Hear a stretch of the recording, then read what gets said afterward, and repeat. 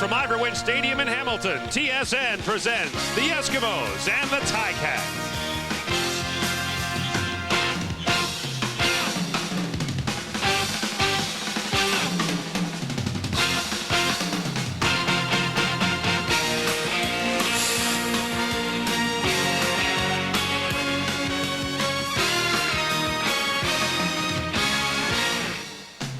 It was supposed to rain today at Ivory Stadium. The rains have held off thus far. It is overcast, and there's a possibility of showers later on tonight. But so far, it's a crisp, cool day.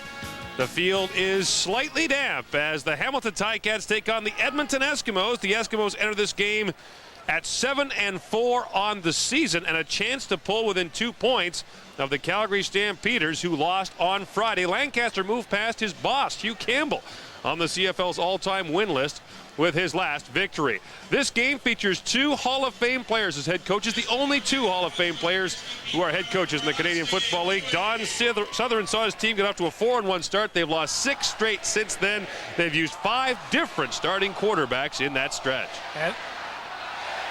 And Cody Ledbetter, the pride of Stephenville, Texas, will get the start at quarterback for the Edmonton Eskimos. He came off the bench last week and led the Eskimos to the come-from-behind, last-minute, last-play win over the Calgary Stampeders. The Edmonton Eskimos will receive to start the game. They're in their road white uniforms, and Paul Osbaldiston, a veteran, will kick it off for the Hamilton Ticats. Osbaldiston is one of 3 players in this team who remains from the 1986 Hamilton Grey Cup championship team, the team that beat the Edmonton Eskimos in the Grey Cup in Vancouver that year. And Osbaldiston kicks it deep. This is Eric Blunt from his 25-yard line. Blunt trying to get around the corner, is not able to do so. Jumping down to make the stop is Andrew Grigg, who limits the return to 9 yards. The starting lineups are brought to you by Corral. Cody Ledbetter is just 10 of 30 passing, but he'll remember his first touchdown pass in the league for some time. It was to Darren Flutie on the last play against Calgary. Tony Burst, number 34, is back in the backfield at fullback. Jim Sandusky, number 7, is an assistant coach, but he moves in at wide receiver due to injury to Shalon Baker. Leo Groenwagen is the center. Second straight week he takes the place of the injured Rod Connup. First down from the 30-yard line. Statue of Liberty play, and they set it up to Eddie Brown around the corner, and Brown is pushed out of bounds by middle linebacker Joe Montford after a gain of 4. And the Hamilton Tiger Cat defense, I think, is going to get a test up front today. I think Edmonton's really going to try and run it down their throat. Gonzalo Floyd, Jesse Small at the ends, and Mike Campbell and Mike Philbrick. Joe Montford gets to start at middle linebacker today in a secondary that really features their 2 corners, Derek Greer and Donnie Robinson, with 3 and 5 interceptions respectively. I think those 2 guys have played well. The secondary as a whole has struggled, however. The Ticats are last in 11 defensive categories. Second down, draw play, and Eric Blunt fights his way close to the 40-yard line, which is where he needed to be for the first down. Justin Ring comes up to make the stop. Eric Blunt and Tony Burse, a good 1-2 punch for the Edmonton Eskimos when they were together for the first 2 games, but the Eskimos have been waiting the rest of the season to see them play together again. Most likely will become the first 1,000-yard rusher in the Canadian Football League this year, Eric Blunt, and I don't think it's any secret. He's got to be thrilled to have Tony Burse back in the backfield with him. Gord, you and I talked before the game. The first 2 games of the season with Tony Burse, this team ran for over 130 yards a game. Since the injury to Burse, they've only averaged about 66 yards a game, so a significant difference to their running attack when Burse and Blunt are in together. Blunt came up short of the first down, and Glenn Harper will be forced to punt. Tyrone Rush and Sam Rogers are back deep to receive. This is Rush from his 35-yard line, and Rush, the former Montreal Alouette, has run down quickly Jed Roberts with a great job on the special teams coverage, a 35-yard punt. A loss of 2 on the return. And so Mike Kerrigan, who was the Grey Cup's MVP in that 1986 win over Edmonton, comes out in his 11th CFL season. He's 130 yards behind Bernie Filoni's all-time Ticat record for career passing yards. Joining him, Winfield, Cody Phillips, and Thornton. The receiving core remains the same. Ted Long and Tyrone Rush. And up front, Doug Davies anchors an offensive line that includes Roosevelt Patterson taking the place of the veteran Miles Gorell at left tackle. First down from the 33-yard line. Kerrigan up quickly to Earl Winfield, and Earl Winfield dropped it. Well, Gort, the Hamilton Tiger Cat offense is really going to have their hands full. This is the best defense in the league right now, with leading the league with 50 sacks. You look at Melvin Hunter at the rush end. He's having a career year with 11. Linebackers Pless and Ruck are awesome, and then this secondary is pretty darn good too. Kavis Reed on the corner, 6 interceptions, tied for second in the league. This is a tough team to play against. The Eskimos held the Ticats to 132 yards total offense in their 35-8 win in Week 9. Kerrigan back to throw, has Bert Thornton. Thornton well covered on the play. Derek Beatty was there along with Kavis Reed and Willie Pless, and Thornton couldn't hang on. And it was really Willie Pless that made the play. You know, Thornton had good position finding the hole on the hook pattern, but Willie Pless with his speed just gets so wide on his pass drop that he's actually the player that's going to make the difference. He gets there in time to put the hit on Thornton and separate him from the football. So both teams on their opening series can't get anything going. Paul Osbaldiston back to punt, and the man at the top of the screen is the gizmo, Henry Williams, seeing his first action in 1996. He missed the first 11 games of the season and anxious to get back to work. Here comes the rush. Osbaldiston gets it away. It's a low bouncing kick up around the 40-yard line. This is Henry Williams. First touch of 96 for him. He draws the flag for no yards and gets out to the 46-yard line. Joe Martford comes down and looked to be in a little too soon. No score between the Eskimos and Ticats, just underway at Iverwin Stadium. Welcome back to the Grey Cup city of Hamilton, where the Edmonton Eskimos are taking on the home-standing Ticats. The Eskimos with good field position after the penalty will start at the Hamilton 53-yard line. You know what, Gordon, when you look at Edmonton, some very significant changes for Ron Lancaster's team. You mentioned them when we did the lineups, but I mean, to think that all of a sudden now Mark Tolbert and Jim Sandusky are your wide receivers as opposed to Shalon Baker and Nick Mazzoli, I mean, that's a big change. Ledbetter back to pass and gets it over the middle for Eric Blunt. First completion on his first pass, gets down about the 48-yard line for a pickup of 5. You know, you almost lose sight of the fact when you talk about Eric Blunt that he's such a great rusher, but he's a terrific pass receiver too. He's chipped in with his 37th catch now, and we're in at this stage of the season. I think you really see what kind of production he gives to this offense right here. And third in the league in yards from scrimmage, which is an important measuring stick for any back. 2nd and 6.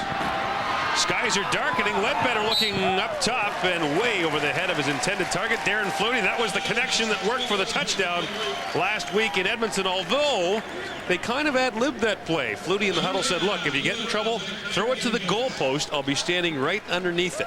No, he couldn't have said that. That's exactly what he said. Throw it to the old goalpost. Throw it to the goalpost, yeah. He was supposed to clear out the safety, but he said, no, I'll be standing under the goalpost. If you get in trouble, just throw it there and I'll be there. And sure enough, he was. Well, we know that Cody takes instructions well. Yes, he listens and works well with others. Glenn Harper back to punt for the second time. Again, Tyrone Rush and Sam Rogers are back deep to receive. And rain threatening now here at Ivor Wynn. And it's a fake. Direct snap to Larry Ruck. The linebacker puts his head down, and second effort probably got him there. Ruck gets down to about the 42-yard line, and that should be good for an Edmonton first down. So Ron Lancaster with the direct snap right off the bat. Saw that backfire last night on the Toronto Argonauts. You know, Ron Lancaster had the perfect field position to take a shot at this one. Here's Larry Ruck right here. He'll take the direct snap and then watch the second effort, because he really is stopped about 3-4 yards short of picking up a first down. But as a good fullback will do, he keeps his legs churning and he picks up the first down on the gamble. Drag Justin Ring with him. First down Edmonton. They give to Eric Blunt up over the top, but inside the 40 to about the 37-yard line. And we'll go back and have another look at it. A little different angle, really, to get a good look at how hard Larry Ruck really did run with the football. Here he is, and watch as he takes it this way. I mean, he turns himself into a fullback in a hurry. I'm impressed with his ability to run with the ball. Head down, because Justin Ring met him right in the hole. So Larry Ruck, the veteran linebacker, turns in the big special teams play. 2nd and short. Ledbetter guns it for a first down to Eddie Brown, who gets down to the 24-yard line. And Ledbetter, who is New Mexico State's all-time leading passer. Put some mustard on that one. He really did, Gordon. I think early you can see that his offensive line has really taken the challenge in protecting him. I mean, they've only given up 17 sacks on the whole year. That is very, very good. But so far in this first quarter, I mean, the Hamilton front four hasn't come close to getting any pressure on Cody Ledbetter. Pickup was 12. First down, Edmonton at the 24-yard line of Hamilton. And again, the give is to Eric Blunt. Trying the left side. Blunt gets down inside the 20 to the 19-yard line. And they always give you that Statue of Liberty look with Eddie Brown coming in behind the play. So if you over pursue, they'll just flip it to him on the counter, and back he comes. Yeah, and you're dead on. That's why they do this. You'll see Eddie Brown come through your picture right there on the fake, and that's to try and influence the middle linebacker, Joe Montford, to get him just to move a half a step the wrong way. That time they actually reacted very well, but that's the reason why Edmonton's using this kind of motion with their running game. 2nd and 4. Ledbetter to the end zone. Almost intercepted. Derek Greer had his sights set on his 4th interception of the year, but he couldn't hang on. The pass was intended for Darren Flutie. And had that been a better throw by Ledbetter, that would have been a touchdown for sure. Eddie Brown had terrific position. It's the throwback. You roll one way, throw back across the field. Look at Eddie Brown. I mean, he's in for the touchdown, but that's just an awful throw and really one that Derek Greer should have picked off. As it stands, Sean Fleming will come on to try a field goal. This from the 26-yard line. And Sean Fleming, inside the 30 this year, has not missed.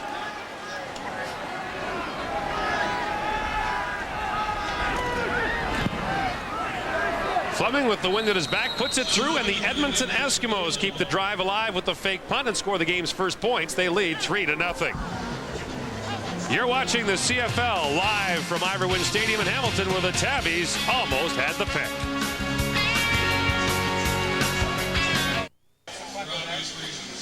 While we were gone, the skies opened here at Iverwin Stadium. It is absolutely pouring here this afternoon. You know what? The first CFL game I ever did for TSN, this happened, and you were upstairs, nice and dry in the booth, and every commercial break you kept saying, "Nice and dry up here, Gord. How you doing down there?" That's right. Is that the night your umbrella, it was so windy, it just shot up? It inverted? No, geez. That was good.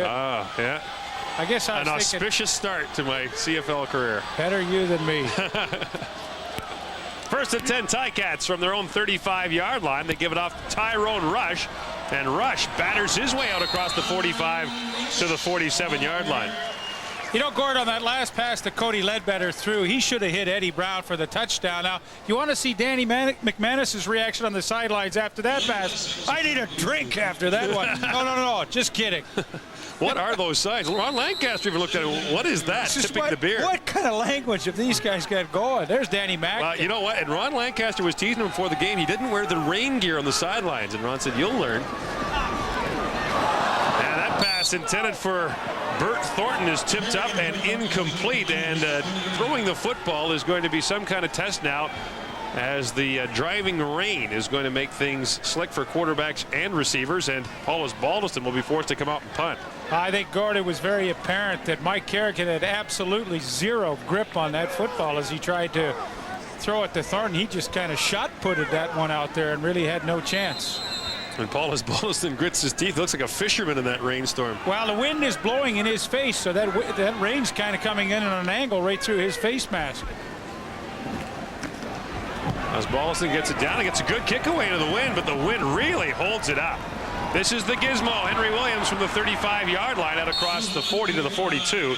A 5-yard return. There's a flag down, likely no yards. Well, you talk about injuries, and Don Southern knows more about it than anybody. Think about his injured list right now. Here are the offensive players that are out right now, including Matt Dunnigan and Anthony Calvillo on that list as well, is scheduled to come back next week. And if you look at Hamilton's injuries in all, including everyone, 3 linebackers, 3 running backs, 2 quarterbacks, 2 defensive linemen, 2 offensive linemen, 1 equipment manager who blew his knee, and 1 locker room attendant who ruptured a bicep. It hasn't been a fun year around Hamilton for anybody. No. It started off well, though. Yeah, they were 4-1 to start the year. The give goes off to Eric Blunt. Then Blunt is wrapped up quickly by Mike Philbrick for no gain. talking about Cody Ledbetter earlier. He played in the Big West Conference in college. Think about the top 4 passers in the Big West in 1994. Chris Vargas from Nevada Reno, now with BC. Anthony Calvillo from Utah State, now with the Hamilton Ticats. Cody Ledbetter from New Mexico State, now with Edmonton. And Jeff Garcia from San Jose State, now with the Calgary Stampeders. Some kind of pipeline to the north. They're having a reunion up here. Well, they keep track of each other's stats. You can bet on that. 2nd and 9. Early movement. No flags. Ledbetter shot. Puts it over the middle. And Justin Ring almost had an interception for Hamilton as Ledbetter heads to the sidelines. Fortunate again, it wasn't picked off. Yeah, and all of a sudden it's very difficult to throw this football. And, you know, again, a pass that shouldn't have been thrown. We talked in the opening that what Cody Ledbetter had to do today, if anything else, was to not beat himself and not put his team in a situation where they could lose the game with offensive mistakes. And he nearly has made 2 big ones here in the first quarter. Greer could have had a pick, and Justin Ring almost had one right there. So early in the game, Cody Ledbetter is not playing the way he has to let his team win this ball game. Tough to see Glenn Harper through all the rain. And Sam Rogers and Tyrone Rush will see what they can do with this punt. Good kick by Harper with the wind at his back. Rogers from the 12. Sam Rogers beats the first wave. Oh, did he get whacked? Sam Rogers is down at the 25-yard line. I think it was Tony Burse, number 34, who actually made the hit. What a collision, and Don Southern looks on as it appears yet another one of his Ticats is hurt. Tony Burse unloads on Sam Rogers. We'll be back with the CFL Live right after this.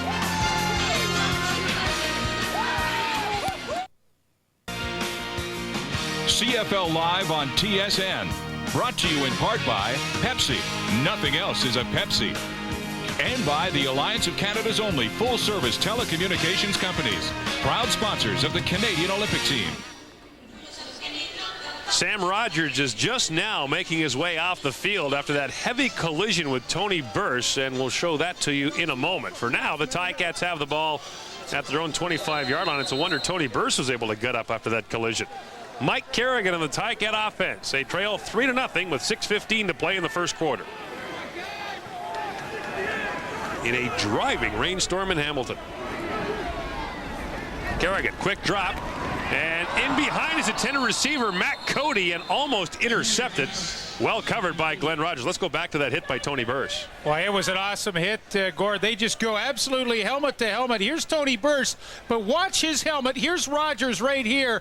Watch what happens as Rogers spins around, and watch the 2 helmets involved. Oh. I mean, that was a major league collision, and it's good to see that Sam Rogers came up off that one. Rogers able to get up after about a minute. Mike Kerrigan, meantime, is 0 for 4 passing to open this game. Kerrigan swings it out of the backfield for Ted Long, and Long fights his way up to the 34-yard line, where he'll be about a yard short of a Hamilton first down. Now what does Don Southern do? Southern is by nature a pretty conservative coach. They're about a yard short of the first down. Mike Kerrigan, quick rollout, get away from any pressure inside, and Kavis Reed will play off the block of Matt Cody to make the tackle. And what will they do? I think the choice has been made. They're going to gamble. You bet. 3rd and a yard at their own 34-yard line. And I like the call. Tough defense, but when you've lost 6 in a row, you got to shake things up, and I like this. Mike Kerrigan dives straight ahead, and if Kerrigan got there, he didn't get there by much. It'll be their first down of the football game. Well, I think to break this jinx, as I said, you've got to take some chances today. You already saw Edmonton capitalize on a fake punt for their 3 points, and Hamilton has to do things slightly different. Don Southern to break this funk that they've been in, and if it means gambling in your own end, so be it today. Working into the teeth of this win. 4.5 minutes to play in the first quarter. The give goes off to Tony Burse, and Leroy Blue, who returned to the Edmonton lineup for the Labor Day game against Calgary, brings down actually Brian Walling on the carry. Brian Walling spelling off Tyrone Rush in the offensive backfield for the Hamilton Ticats. And this is where it's going to be tough for Hamilton. If they're 2nd and long in this game on a consistent basis, guys like Leroy Blue and Mel Hunter and the rest of that group are just going to tee off and start coming. Edmonton's front four has combined for 29 sacks. That doesn't include the linebackers or defensive backs. Shovel pass ahead for Walling. All kinds of room for Brian Walling. Across midfield and down to the Edmonton 52-yard line. He's finally stopped by safety Trent Brown. You couldn't draw it any better. Gord, this is a pretty interesting play. Watch Bruce Dixon right here as he comes on the blitz. He absolutely goes right by Brian Walling. He just doesn't see him, and they set it up. Here comes Dixon. Boom! He goes right past it with his head down, and there's no one there as Brian Walling is off and running. But a pretty interesting looking play, and had Bruce Dixon kept his head up, he might have made that play right at the line of scrimmage. Just the fourth catch of the year for Brian Walling. It's a 21-yard gain. Now Kerrigan going over the top. Matt Cody was open. It is intercepted by Derek Beattie. A flag comes down. Two flags come down, and Beattie is thrown down out of bounds.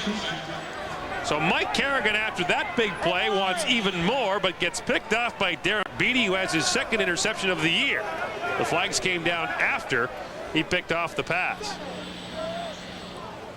Dave Ewell is today's referee, and here's the call.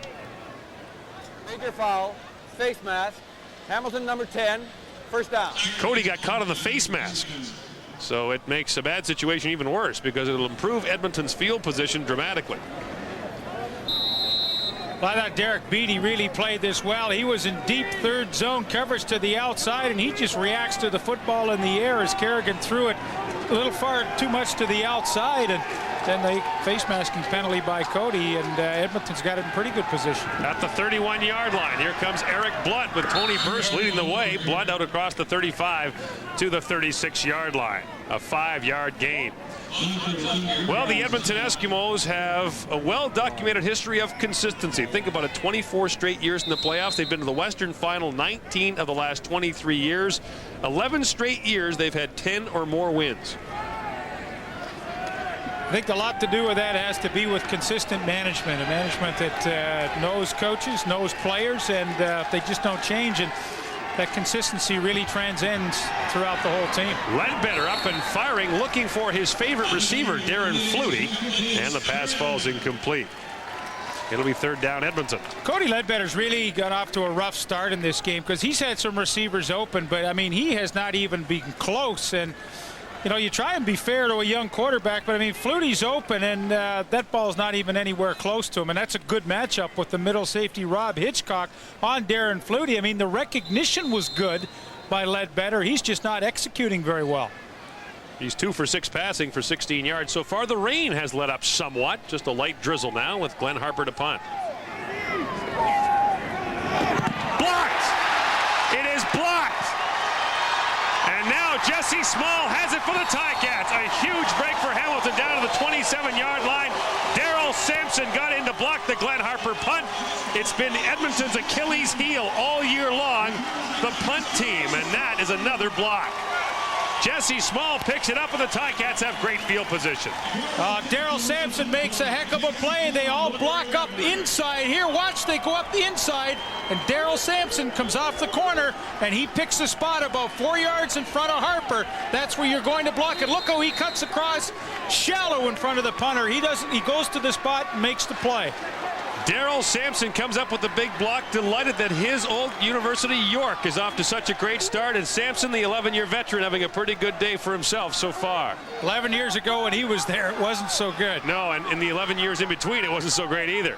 Kerrigan up over the top for Bort Thornton, and bumping with Glenn Rogers, it's incomplete, and you might want to be careful throwing in this man's area because Daryl Sampson learned a thing or two about playing defensive back in Winnipeg. Back to the block again, and watch the technique of Sampson. The key here's Sampson, but watch, he picks a spot way out in front of Harper. He doesn't run right to where the kicker, he runs to where the kicker is going to be, and that's the key to blocking a punt, and he does it perfectly.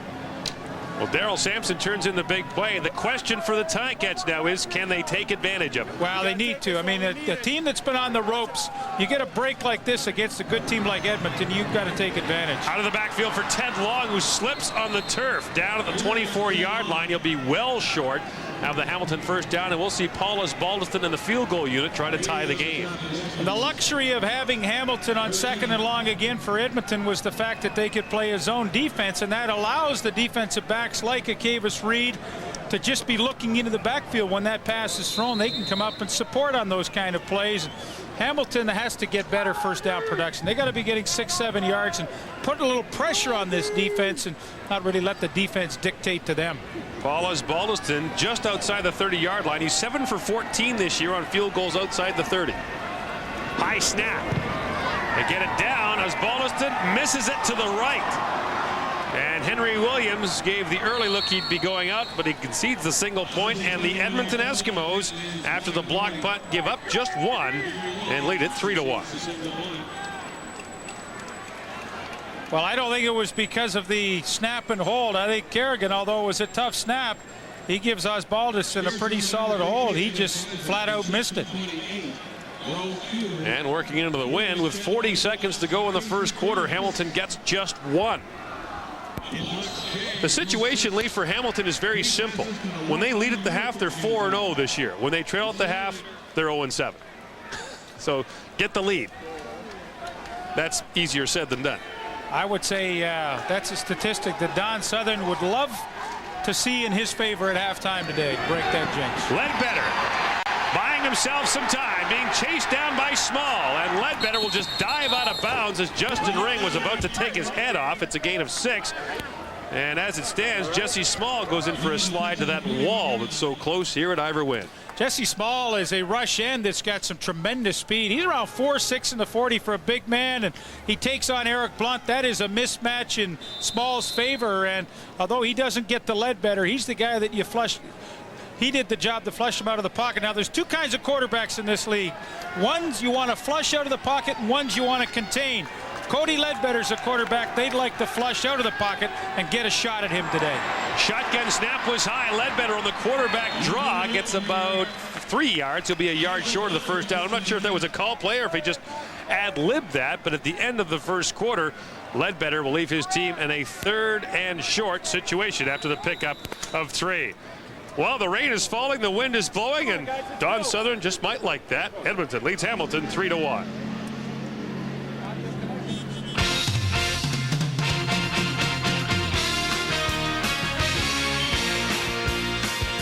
CFL Live at the Quarter, brought to you by Subway, the place where fresh is the taste. Well, ladies and gentlemen, we expected pretty much a tight defensive game. Coach, that's what you had said earlier on. You also said Edmonton wanted to establish the run. Were you satisfied with what they did in that first quarter?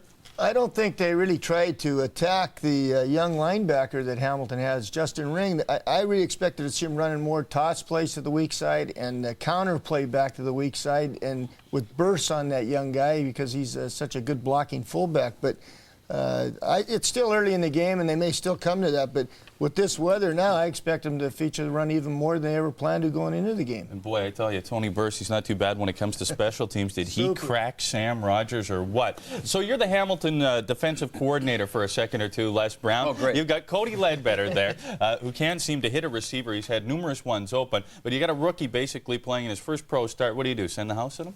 Well, I don't know. I think they're playing pretty good against him right now. But what they're doing right now is basically sitting back in the zone, and they're bringing they're bringing an extra rusher and bringing 5 on 5. So basically, they're putting a little bit of pressure on them. Hamilton's defensive front 4 is pretty good right now. They have a strong unit up front. You know what I thought was really interesting about this game?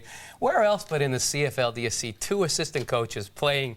Mike Harrigan is playing for Hamilton, and Jim Sandusky is playing for Edmonton. I think that's kind of neat. Only in the CFL. Well, the key thing is how well are they playing? I'll tell you that afterwards. Yeah, make your assessment afterwards, Marty. Attaboy. Way to go out on a limb. Let's return to Ivor Wynn Stadium for the second quarter of play. It is wet. We'll see if it gets wild. All right, thanks very much, guys. Yeah, the assistant coach is playing. I was teasing Al Bruno before the game. Maybe he'd get some action today, but I don't think that'll be the case. Bob Belovich Leaf thinks that Hamilton is playing pretty well defensively, but Edmonton should go after those young linebackers. Not much to show offensively for either team so far. No, I think the fellows in the studio are pretty sharp today. That I think you should try and attack Hamilton's linebackers with Edmonton's running game. And You know, if I was Hamilton's defense, I think Les mentioned that they should just stick with that 4-man rush, drop off 8 in coverage, and I think that's a good idea too. I don't think Ledbetter's going to beat you with his arm all day. Edmonton gambling on 3rd and a yard. And Ledbetter dives ahead. I don't think he got it. Wow, this is going to be very close because I don't think Ledbetter got a very good jump. And you watch where I think it's Al McColeman, 54, is going. He put his foot down, and his foot was short of the line. He needs the 45-yard line, and he does not have it. The Edmonton Eskimos gamble on 3rd down, and Hamilton comes up with another big play. First the block punt, now stopping them on 3rd and short. And usually it's the guy on the nose. That's Mike Philbrick right on the nose in there. And watch how he gets underneath the center, Groenwagen, and that initially stops the play. Look at Groenwagen got no push off the line of scrimmage. Philbrick got the stalemate, and they stopped him short. Now the question again for the Ticats. Can they take advantage? And Mike Philbrick with the solid play for the Ticats, who got just 1 off the block punt. Kerrigan to the shotgun on 1st down. Quickly to Earl Winfield. And Winfield dives across the 40 to the 37-yard line. And we talked about it before the game. The offensive coordinator, the new offensive coordinator, is the old offensive coordinator. You know, I had a nice chat with John Jenkins before the game. We did an interview. Unfortunately, the baseball game ran long, and we couldn't get it in, but John Jenkins essentially said I had problems within the coaching staff of the Ticats, not so much Don Southern. I left. There have been coaching changes since I left, and now I'm back, and I'm happy to be back. Option play, and Brian Walling picks it up. Walling gets his way outside, and Brian Walling puts his head down, gets to the 22-yard line. Brian Walling taking the place of Tyrone Rush, who was shaken up earlier, gets a gain of 15 yards. And Walling, the former Edmonton Eskimo in his 10th year, does a pretty good job. And Mike Kerrigan's so smart. He plays a game with Leroy Blue, let it go, and then just let it go a little bit farther. Stop it right there. See Leroy Blue? He chooses to go for Kerrigan. When he does that, there's nobody to take the pitch man, Brian Walling, and Brian Walling's made a nice contribution here in this first half with a good catch on a screen, and now he takes the option for some good yardage. First down, Ticats from the Edmonton 22-yard line. Kerrigan wanted to go to the end zone. Now he'll run, and Mike Kerrigan takes a shot late. And as Kerrigan was sliding, he was hit. That'll be a late hit against Edmonton.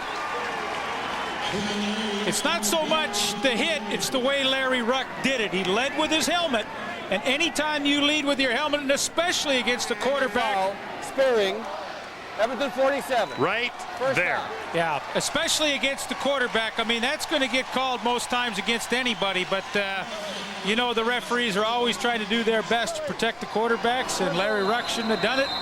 Hamilton get another 15, and now they have a glorious opportunity to take the lead in this ball game. First and goal for the Ticats. Edmonton showing blitz. And they give it to Tyrone Rush, who's back in the game, and not much doing for Tyrone Rush. An amazing stat, Leaf, on the Hamilton Ticats. They have not had a 100-yard rushing game yet this year. And they do need that, but it's going to be tough against this Edmonton defense. I mean, you look at Larry Ruck, watch how he flows to try and atone for that penalty, and this is why they may not get 100 yards on the ground today. Ruck and Pless, I mean, they patrol that field like it's their own. And Ruck back in the middle now. Second and goal from the 7. Kerrigan to the shotgun. Kerrigan to the end zone. Touchdown, Bert Thornton.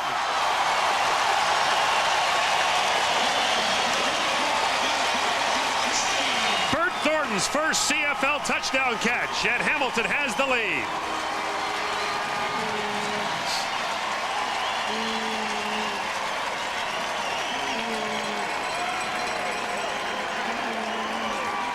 And Mike Kerrigan has thrown his first touchdown pass of the season as well. So a couple of firsts for these two Hamilton Ticats this year. Certainly not the first in Kerrigan's career, but for Bert Thornton, pretty young, pretty excited young receiver. And the Ticats, A nice job on that drive. Key play by Brian Walling on the option, and then Kerrigan caps it off.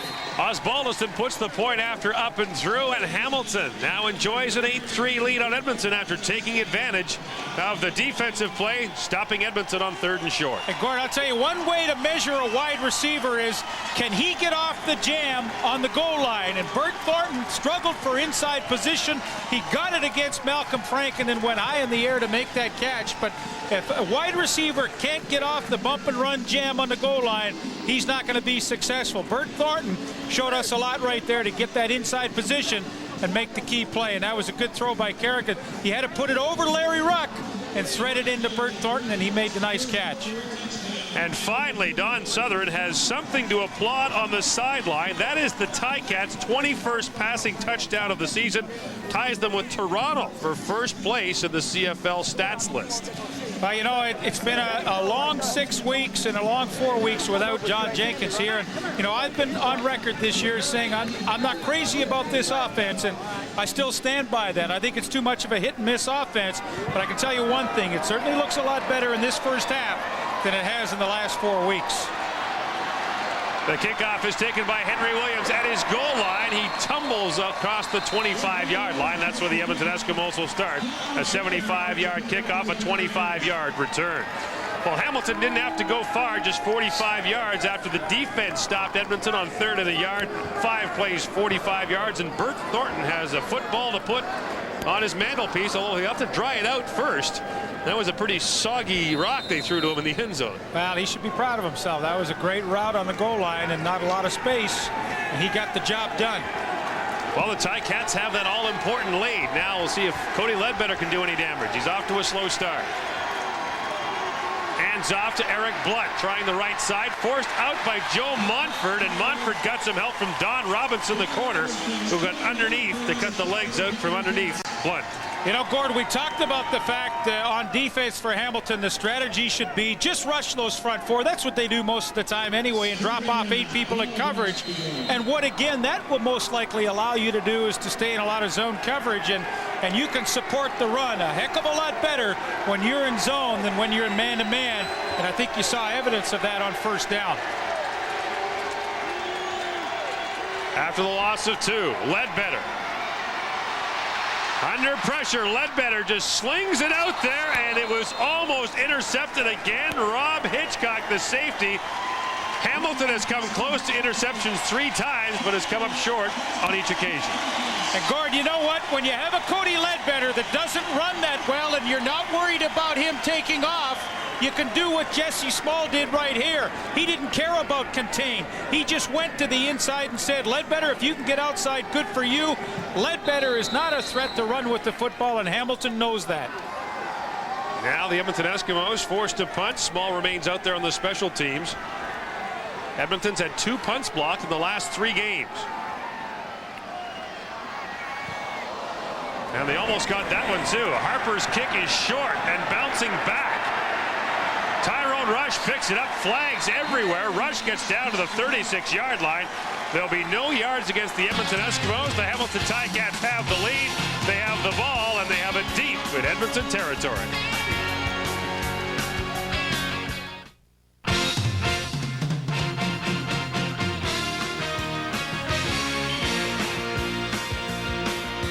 Closed captioning of this CFL telecast is brought to you by Subway. Try Subway's great tasting classic Italian BMT.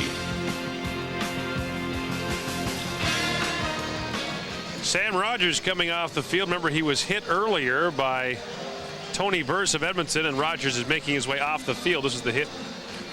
And there's Rogers right there. Watch what happens after the spin. Oof.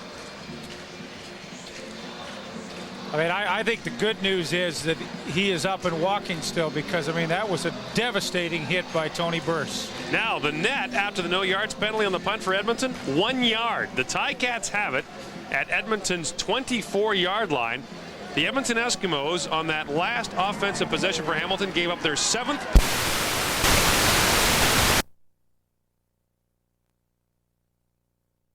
Doesn't give up much.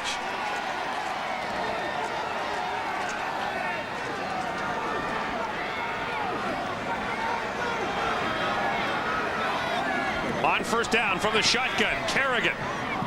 And it's a one-hopper intended for Ted Long. Well, the Ticats got off to that great 4-1 start, and look at their total yards. They were leading the league in almost every offensive category through week 5 of the season, but since then, they've kind of fallen off the end of the earth, and injuries have a lot to do with that. Well, I don't think there's any question this team has been devastated by injuries, and maybe they weren't deep enough or good enough to overcome it. I mean, the biggest one, obviously, was Matt Dunnigan right there. Yeah, Dunnigan and Cavillo and Marcus Grant and Earl Winfield, and it goes on and on. Second down. Backside they go. Complete out there to Jason Phillips. Phillips has a way to go for a first down. He's forced out of bounds by Malcolm Frank, and he'll come up well short. So Paulus Balls to then the field goal unit will come back on the field. Jason Phillips, part of that Birmingham pipeline that came up with John Jenkins. Matt Cody, Jason Phillips, and Ted Long all played in Birmingham last year for John Jenkins, who was the offensive coordinator. Well, I think Hamilton would have liked to obviously got in and got the touchdown. They had great field position to begin this drive. Anytime you start in the other team's territory, it's unbelievable field position. But they're only going to get so many opportunities in this game to score against Edmonton, and I don't think a field goal was what they wanted right here. Paulus Bollison puts it up and through, and the Hamilton Ticats have extended their lead to 8 points. 9:38 to play in the first half. The Ticats 11, the Eskimos 3. Labatt Blue Jays baseball continues tomorrow with the Yankees and the Jays. 7:30 Eastern, 4:30 Pacific from Skydome. The Yankees, who had a 12-game lead a month ago, have seen that dwindle down to small single digits. And the Edmonton Eskimos, who thought first place was a foregone conclusion in the West, can get themselves right back in the race, but more importantly, they've got to try to overcome the Hamilton Ticats, who have an 8-point lead. The give goes off to Eric Blunt on first down, and look at him run into a wall. And Mike Campbell got there to help make the stop. Not much doing for this Edmonton running game early on. Well, again, they've seen something in the film sessions that indicates with motion, they can get Joe Montford, the middle linebacker, out of there and have a better chance to run Burse or Blunt right up the middle. But that just hasn't been the case. I mean, Joe Montford has stayed home, and he's played some pretty solid football here in this first half in the middle for the Cats. Third middle linebacker to start this year for Hamilton. Back to the ground. Blunt. Second effort gets him close to the first down, up to the 44-yard line. Now, if they're a yard short, they're in exactly the same spot they were a couple of minutes ago, and they were stopped. Now what do? Ron Lancaster doesn't hesitate. Here come Glenn Harper and the punt unit. Well, the Ticats have given up a little bit of yardage, but not the great deal. And although Eric Blunt is running hard, he is not getting a lot of room to operate. And Ticat defense, especially that front seven right now, has really been up to the challenge. And I know it's almost redundant to say you always want to have a lead against a good team like Edmonton, because I don't think they have the comeback power like they did a few weeks ago when Danny McManus was in there. Although they did win the game against Calgary last week, I still think that this team is much better front runner than coming from behind. Good high kick by Harper. This is Tyrone Rush from his 24-yard line. And Rush dives ahead for about 3 yards before he is dropped very quickly. And once again, Tony Burse got down quickly to help make the stop. 11-3, Hamilton leads. You're watching the CFL Live on TSN. After seeing his team lose 6 straight games, Don Sutherland's not talking to the walls yet, but there's still a month and a half to go in the season. He has seen everything possible go wrong with a football team that after 5 weeks looked like very much a Grey Cup favorite. Well, they were, and this has been a bitter pill to swallow for him, but I think his team looks a lot more focused here in this game than we've seen them in the last few weeks. Ticats start this drive from their own 34-yard line. They've enjoyed excellent field position here in the first half. Kerrigan brings it back the other way. He was looking for Matt Cody, but Matt Cody would have had nothing but trouble, as jumping out there was Bruce Dixon. And so it'll be 2nd and 10. Well, I mean, it's not from lack of effort that they've struggled this year. Here's Winfield. They're going to set up the little screen, and here, watch the effort he makes trying to block Malcolm Frank to set this play up. I mean, this is a team that, as I said, looks focused today. They look like they're ready to play. Whether they can continue to do it for 60 minutes remains to be seen, but you have to like the way they've started. Second down, Kerrigan, pump fake, looking over the top. Bert Thornton's open. Oh, and he can't make the catch. Kavis Reed got back to save the day, but Thornton had 2 steps in behind the Edmonton D. You have to wonder if the rain somehow affected that, and the rain starting to pelt down here again at Ivor Wynne, and that ball initially looked like it might get there, but it just died at the end. And even though Kerrigan was throwing with the wind, Kavis Reed was able to recover, and I think he got a hand on it. Well, Bert Thornton has his first CFL touchdown to show for his performance today so far. But Paulus Balderson will have to punt. Henry Williams and Eddie Brown are back deep for Edmonton. And Osbaldiston sends a low driving kick to Henry Williams. And Williams slips. Picks it up at the 25-yard line, but gets just 3 yards. A flag comes down late. Well, you know what's hilarious here? Like, one official was right on the play, and if they're going to call no yards, the guy who was 5 yards from the play didn't throw his flag. Official from 25 yards down the field threw the flag. So if it's no yards, I mean, I can't believe these guys don't work together a little better than this. A 56-yard punt, a return of 3. No, the penalty is against Edmonton on the return. Then that's fair. I thought the flag was going to be for no yards, and that's a good call. Holding. Holding. Edmonton number 20. First down. Derek Greer, I think, was the man they called, number 20. And so the Edmonton Eskimos will back up still further. Check that. Don Blair, of course, the Edmonton Eskimos. Derek Greer plays for Hamilton. Don Blair, fine receiver from the University of Calgary Dinosaurs, had a shot. The Chicago Bears this year could not hang on. New quarterback for the Edmonton Eskimos, Warren Jones, the ex-Saskatchewan Roughrider, comes in place of Cody Ledbetter. And Jones throws a one-hopper over the middle, and we've got a flag down in the backfield. It looks like holding will be the call against Edmonton. It will. Warren Jones comes into the game after starting this year as the starting quarterback for the Saskatchewan Roughriders. He replaces Cody Ledbetter, and he is backed up even more now. Holding. Edmonton number 56. First down repeated. Holding is the call against Ed Kusi. Got to be a lip reader here as Dave Ewell's mic isn't working. Well, I think this is actually a pretty good move by Ron Lancaster to get Warren Jones in. Now the score's only 11-3. Clearly, Cody Ledbetter had done nothing in this ball game, and I think Lancaster wants to find out who's going to be the number 2 to Danny McManus when he gets healthy. The give to Eric Blunt. Blunt finds a seam around the right side, gets out across the 15 to the 16-yard line, close to the original line of scrimmage. And that exchange by Warren Jones and Eric Blunt did not look too good. Cody Ledbetter, well, he just didn't have it here in the first half. He had opportunities to make some throws. He had receivers open. And you see he is relieved of his duties today at only 2 and 7, and not a lot of yardage to go along with that. I asked Warren Jones before the game, how much of the offense do you know? He just laughed and said, well, not very much. Well, you could see it by the exchange there. I mean, that was not smooth when he handed the ball off to Eric Blunt. High snap. Jones brings it down. Now he'll run, but he won't find much. Pushed out of bounds by Justin Ring up at the 17-yard line. No gain. Edmonton will have to punt. And I've really been impressed with young Justin Ring at the linebacking position for Hamilton this afternoon. We haven't seen much of him this year, but getting a chance to start today, and he hasn't looked out of place at all. A tough snap, but Jones fields it, but then it's Justin Ring who takes the good angle, makes sure Jones doesn't give up any extra yardage. I mean, defensively, you have to be thinking we had them 1st and 20. We have to stop them here and again give our offense some super field position. Well, the Edmonton Eskimos now will chew their nails as Glenn Harper comes out to punt, and Hamilton looks to block it. Harper, high kick into the wind. This is Tyrone Rush, dropped the football. Still loose. And it looks like Edmonton has it back. The Edmonton Eskimos have the football back, and the tie catcher's screaming for a no yards penalty.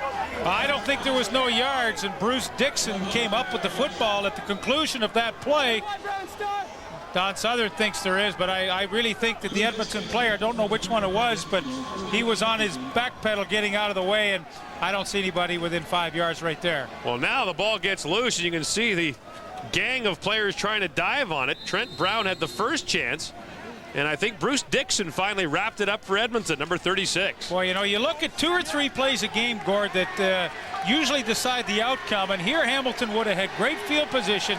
Now all of a sudden Edmonton, that's like a 40-50 yard gain on that play for them. Jones remains in at the helm for Edmonton. Wants to go deep. Here he goes. Eddie Brown. And it's almost intercepted. Don Robinson almost had his 6th interception of the season. That would have tied him for the league lead. And really, by the time that ball got there was double coverage on Eddie Brown. And I think if Hamilton's as smart defensively with Urban Bowman as I think they are, when you analyze this receiving core of Edmonton's right now, if you double on Eddie Brown every play and you make Jim Sandusky, Mark Tolbert, and Darren Flutie be the guys to beat you, I think that's going to be a pretty good defensive game plan. Don Robinson began his CFL career with the Las Vegas Posse, who had a great defense. They did until they got too worn out because the offense never did anything. Jones under pressure. Campbell got it. Mike Campbell gets down and sacks him. That's his 7th of the year.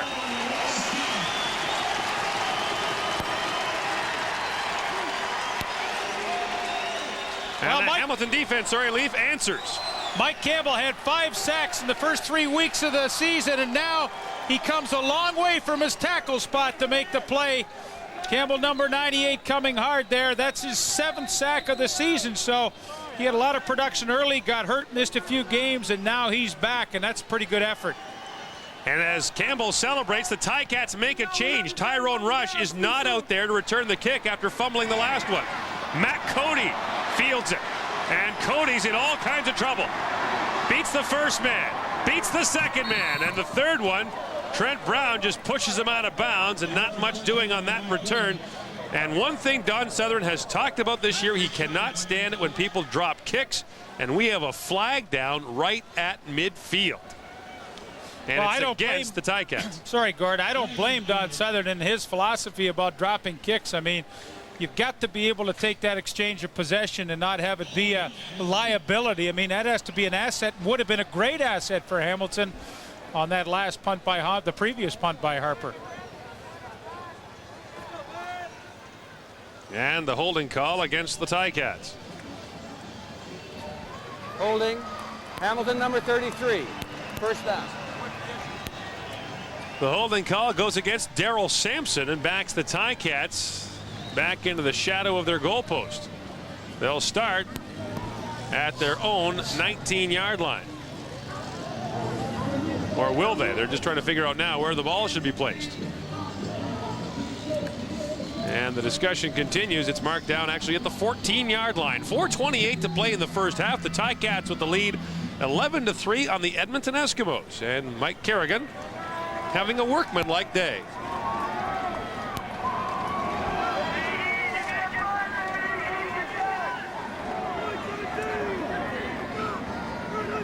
On first down, Tyrone Rush bursts through the Edmonton defense. Up and over, he gets to the 30-yard line.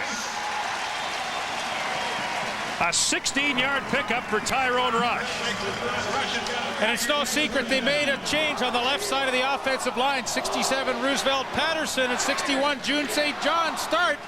They get a great surge off the football, and that allows Tyrone Rush with a full head of steam to have a good run. But I mean, that offensive line for a change really was able to get off the football and push that defensive Edmonton back.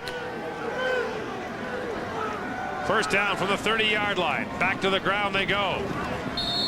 And this time not nearly as much there, as bursting ahead for a couple of yards was Tyrone Rush, who began his season with the Montreal Alouettes this year, but was made expendable by the signing of Mike Pringle. Well, the last time they met, Edmonton won at 35-8, exploding for 27 points in the second quarter and holding the Ticats to -2 yards rushing. But now with the injuries they've had, Edmonton might be held to small blasts as opposed to big explosions. I think you mentioned too that Hamilton only had 132 yards of offense in that game, and that's not going to do a lot for you. Shovel pass for Tyrone Rush. Flags are down, and so is Rush. Larry Ruck got in there so quickly he tore Rush's helmet right off. And we have seen some intense physical contact in this game. We're at the 3-minute warning at Iverwin Stadium in Hamilton. The Ticats lead the Eskimos 11-3.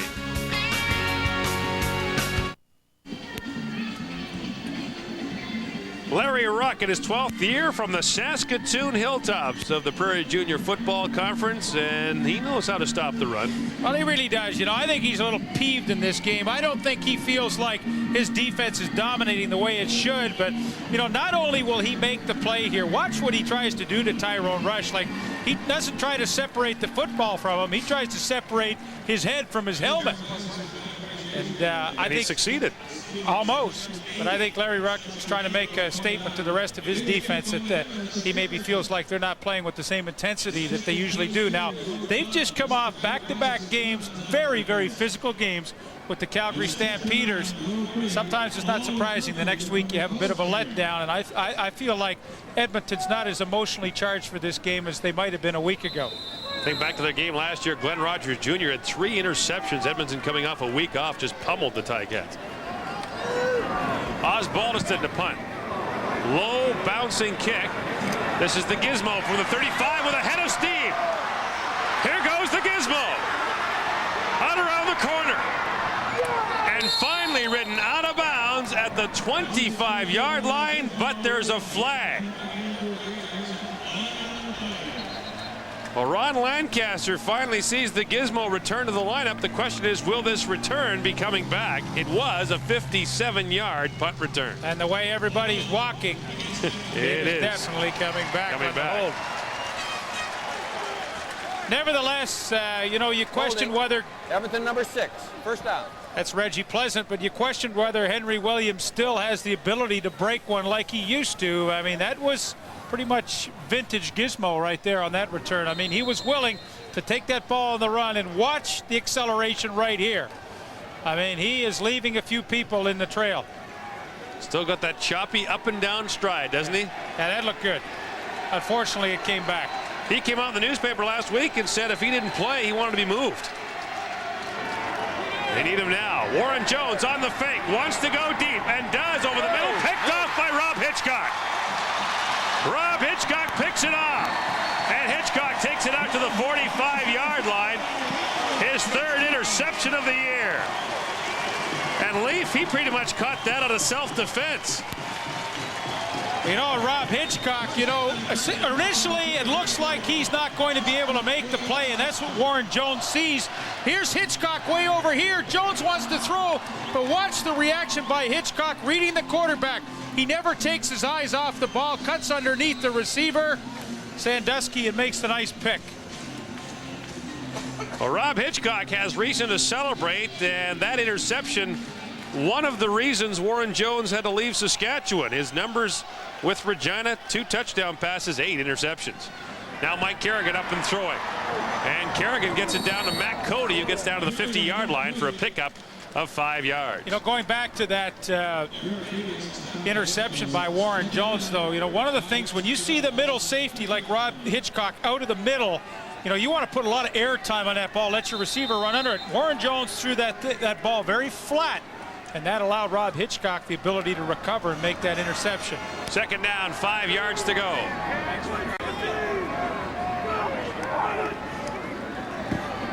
Brian Walling on the carry, and not much doing there. He stacked up quickly. Melvin Hunter got in to help make the stop. It's a pickup of 3 yards, and it looks as though the Edmonton Eskimos will be forced once again to punt by a Hamilton defense that has stiffened this week after being torched a couple of weeks in a row. Ticats have held the Eskimos to 3 points in the first half here, enjoying an 11-3 lead. And the Gizmo gets back out there. Just to follow up on the point, he expressed frustration in the newspaper a couple of weeks ago in Edmonton and said that he felt he could still play. Osbaldiston.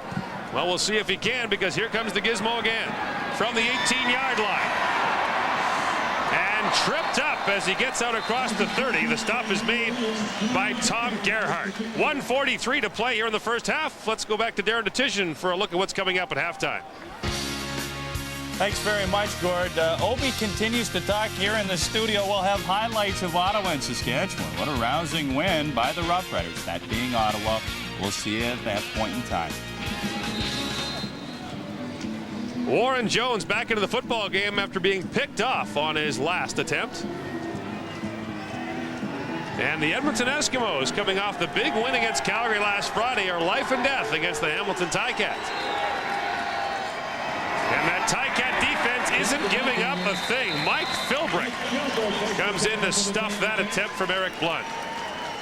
Jones began his career with the Edmonton Eskimos. In fact, threw 9 touchdown passes for them in 1991 and was considered by many to be their quarterback of the future. He backed up Tracy Ham and Damon Allen.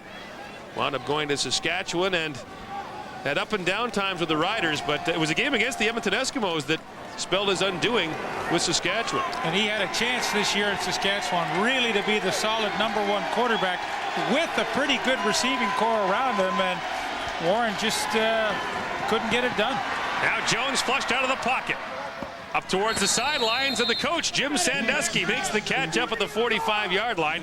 That is his first catch of the football game. Sandusky pressed into emergency service for the second time this year. You know, Jim Sandusky every day in practice was running the other team's offense when it came time for Edmonton's defense to practice against the offense of whichever team they were playing that week. Jim Sandusky did work hard at the receiver position, so he has always been ready. Hasn't been like he's just been coaching and not doing anything. He has been doing a lot of work every day in case this opportunity came about.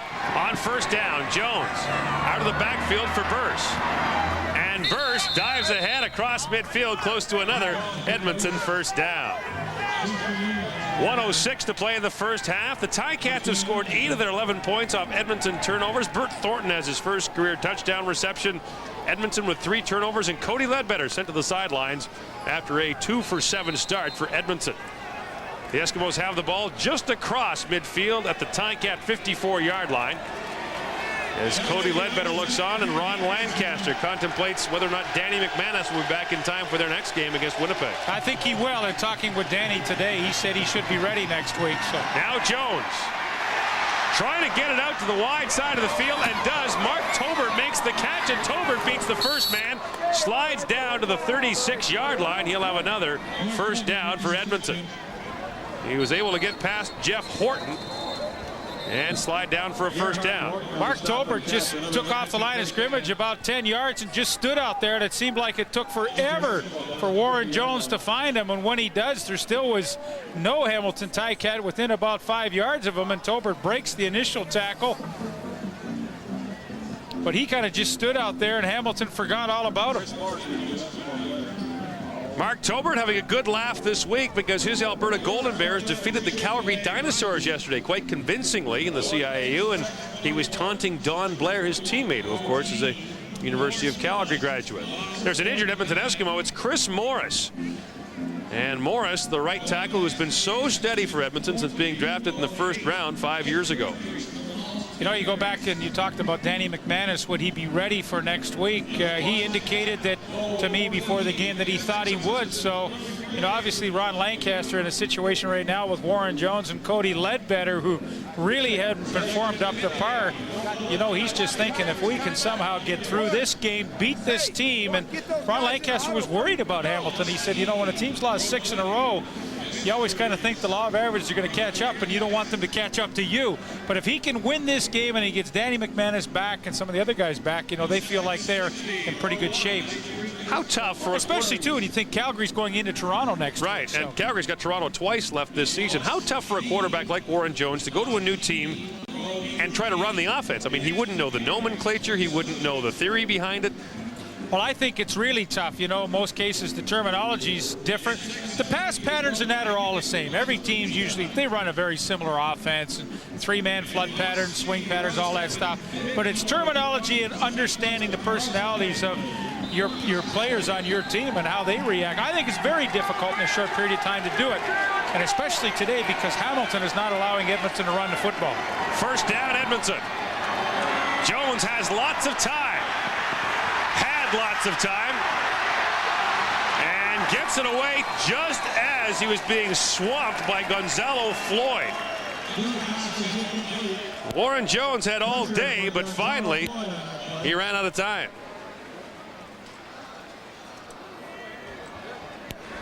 Well, again, it's no different than Cody Ledbetter. Warren Jones can run, but he doesn't run very often, so Hamilton's really not too concerned with it. They only rush 4 people, and they finally do get the sack with guns. Well, they don't get the sack, but they get the necessary pressure to keep that pass from being completed. They get that hurry, that strange stat, the hurry. Yeah, and often coaches will say, give me a lot more hurries than sacks and we'll be just fine.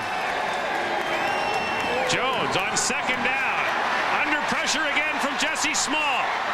Jones gets away. Throws downfield, incomplete. Darrell Sampson of Hamilton was the closest man to it. Hey, give the Hamilton Ticat defense credit, Leaf. Ranked last in the league. They've given up the most yards, the most first downs, the most completions, and the most points. They've been tough against Edmonton in the first half. Well, they've been tough because they really, all of them, made extra efforts here. I mean, again, here's Jesse Small. He's working on Tony Burse. I mean, that's a good matchup, but, you know, initially Small doesn't get there, and it's going to be second effort that's going to get it done. He misses, but then he keeps after Warren Jones, and I mean, it's effort like that from the front four that is really making the difference so far in his first half. You know, Tom Gerhardt made a pretty smart play. You couldn't see it on that replay, but when Jones started scrambling, he was going to rush him, but then he backed off and took Eric Blunt, and that took away an option for Jones, and that was a pretty smart play by Gerhardt, the outside linebacker. We've got an injured player down on the football field. It may be Mike Philbrick, number 99. And it is Philbrick who is the injured Hamilton Ticat. 28 seconds to play in the first half. What an addition Mike Philbrick was. Graduate of Carleton University who began his CFL career with Ottawa, and he has been a mainstay in the middle for the Ticats. And he has. He's the guy that plays on the center. He's on the nose and pretty near every defensive alignment that they have, and that often means that he's blocked by 1, 2, and often 3 people. Being a nose tackle is not exactly a lot of fun, but he's taken the challenge, and you know what? I think he's just tired right here. I think he needs a little breather. Hamilton front four has done quite a bit of running in this first half, and I'm sure he'll be back. But playing on the nose is not a lot of fun. Well, that's all Don Southern needed to see was another player down. And Don Southern's record, well, remember he took over the Ticats. He won his first game. They went 3-9. Last year they were 8-10, a very good football team in the first half of the year, and again this year they get off to the good start. The second half of the year has been Hamilton's problem in the last 2 seasons. Well, and some pretty serious pastings in their last 4 losses. I mean, these have been losses where you haven't even seen a glimmer of hope in them. I mean, you've just been pounded. But you know, you look at these teams. Edmonton 7-4 coming into this game. At this point a year ago, they were 7-4, so they're right where they were a year ago. Hamilton, they were 7-4 at this time a year ago. They're 4-7, and you know this was a year that they had enormous expectations. And you know the way this Eastern Conference is, they still could be in the hunt at the end. You never know. And Ottawa's win today brings them within a game of Hamilton. That's scary.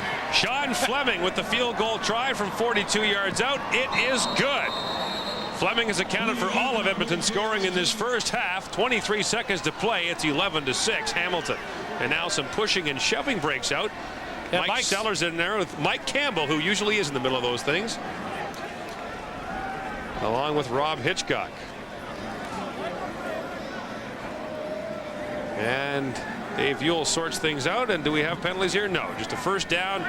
So the Ticats will get the ball back with 23 seconds to play and a 5-point lead. And nobody connected with a punch there, so they'll just let that one slide. Mike Campbell turns 30 years old this week. In his career with the Toronto Argonauts. Had some good seasons early in his career, and then ever since that, injuries have really hurt him. I don't think he's played a full season since his first couple of years in the league, but he's got a big sack in this game tonight. Or this afternoon. Is it tonight yet? That's after close 6. enough. I'm hungry. It must be tonight. Mike Kerrigan, that shovel pass to Tyrone Rush, and Tyrone Rush, room to run. Across midfield, he vaults inside the 50 to the 46-yard line. 14 seconds to play. The Ticats will call timeout. And they've got a chance to get some points here after the 30-yard gain. This play is really in vogue this year, that little shovel pass, and in this case it's almost a misdirection shovel pass to Tyrone Rush. But boy, it's fun to watch a young guy come into this league with young, fresh legs, because this guy can motor. And I mean, he's trying to do the high hurdle right here to keep it going even further. But what he did was, I think, have the Ticats one play away from having a field goal attempt. Think about guys who have appropriate names. You go back to John Bonk with Winnipeg. What a great name for an offensive lineman. Blaze Bryant from Winnipeg. Tyrone Rush has got to be up there for a good name for a running back. Well, I mean, he could not be anything but a running back. That's right. My favorite name all time, Wonderful Mons. I played against Wonderful Mons. And he has a son. Beat him up. He has a son, too, and his son's name, Wonderful Mons III. Swinging out of the backfield for Ted Long, and Ted Long finds room to run. A first down to the 31-yard line. 7 seconds to go. The Ticats have used their timeout, and Paulus Ballaston is coming on the field, so they'll try the field goal. Don Sullivan's not going to take a chance on a play that would take longer than 7 seconds. Give the Tabbies credit, though. 2 quick plays to get them down in scoring position. A 14-yard pickup there. And that was a nice job by Kerrigan to even field that snap. But I like to go back to the statistic. You talked about it at the beginning of this game about Hamilton at halftime. If they're leading, they are a perfect 4-0. And they're 0-7 when they trail. So I guess the fans can go home. Paulus Ballaston puts it up and misses it to the right. And Williams will bring it out. Look out. If he gets a block, he could go a ways. But he is pushed out of bounds. Henry Williams brings it out, but a good play by Andrew Martin to push him out of the field of play. The Ticats come up empty, but play a good first half. Hamilton leads 11-6. Let's send you back now for our CFL Live halftime show.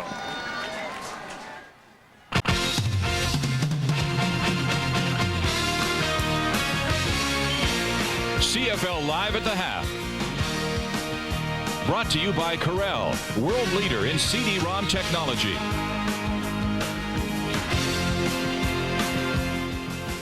So the Hamilton Tiger Cats with numerous changes, the most notably Mike Kerrigan as their starting quarterback, but Kerrigan's looked relatively sharp. Remember, as poor as the Edmonton offense looks, this is a Hamilton team that's going up against a very good defense, and they seem to be getting the job done so far, Les. For once, I think the Hamilton, since John Jenkins has left, has been playing very inspired football. I mean, they're excited about the things they're doing. When people make good plays, everybody, the whole team's around them. They're getting excited about it. And Tyrone Rush, this kid can run the ball. He's a big, stocky kid who can get up the middle. He's got some quickness, and he's not afraid to go airborne, as we've been seeing before. You know what? That has been one of the more effective plays for Hamilton, Coach, is that little shovel pass that they seem to be going to with a great deal of consistency. That's part of the offense. There's 3 basic running plays when you run that offense: the shovel pass, the draw, and the option. And so they're just doing what they were doing all along when John was there previous. The thing that surprises me is that Edmonton going into the game knew they had a rookie quarterback, and they knew they had Burst coming back. And I'm surprised they didn't really try to establish the run to try and take the pressure off of their quarterbacks, because we know they've been winning all season with their defense. So the quarterback problem is still a big thing for Edmonton. Especially with a muddy track, so to speak, too. I mean, the conditions are less than ideal there. You know what? Run the football. I guess we really shouldn't be too surprised, though, Marty. This appears to be pretty much the week of the underdog. Really weird week, Darren. In fact, if you go back to Friday night, Calgary was a 14-point favorite over Montreal. They lose. Last night, Toronto was a 10-point favorite in BC. They lose. I mean, they look sluggish losing, too. They were horrible last night. And earlier today, Saskatchewan was an 8.5-point favorite, and Ottawa beats them. So, you know, figures Hamilton, which is an 8.5-point underdog in this game, they're playing pretty well, and they might win this game. Oh, boy, they're looking relatively sharp so far. You mentioned that the Ottawa Rough Riders and Saskatchewan Rough Riders did battle this afternoon. We'll take a short break. When we come back, we'll have highlights for you from Taylor Field. Stay tuned.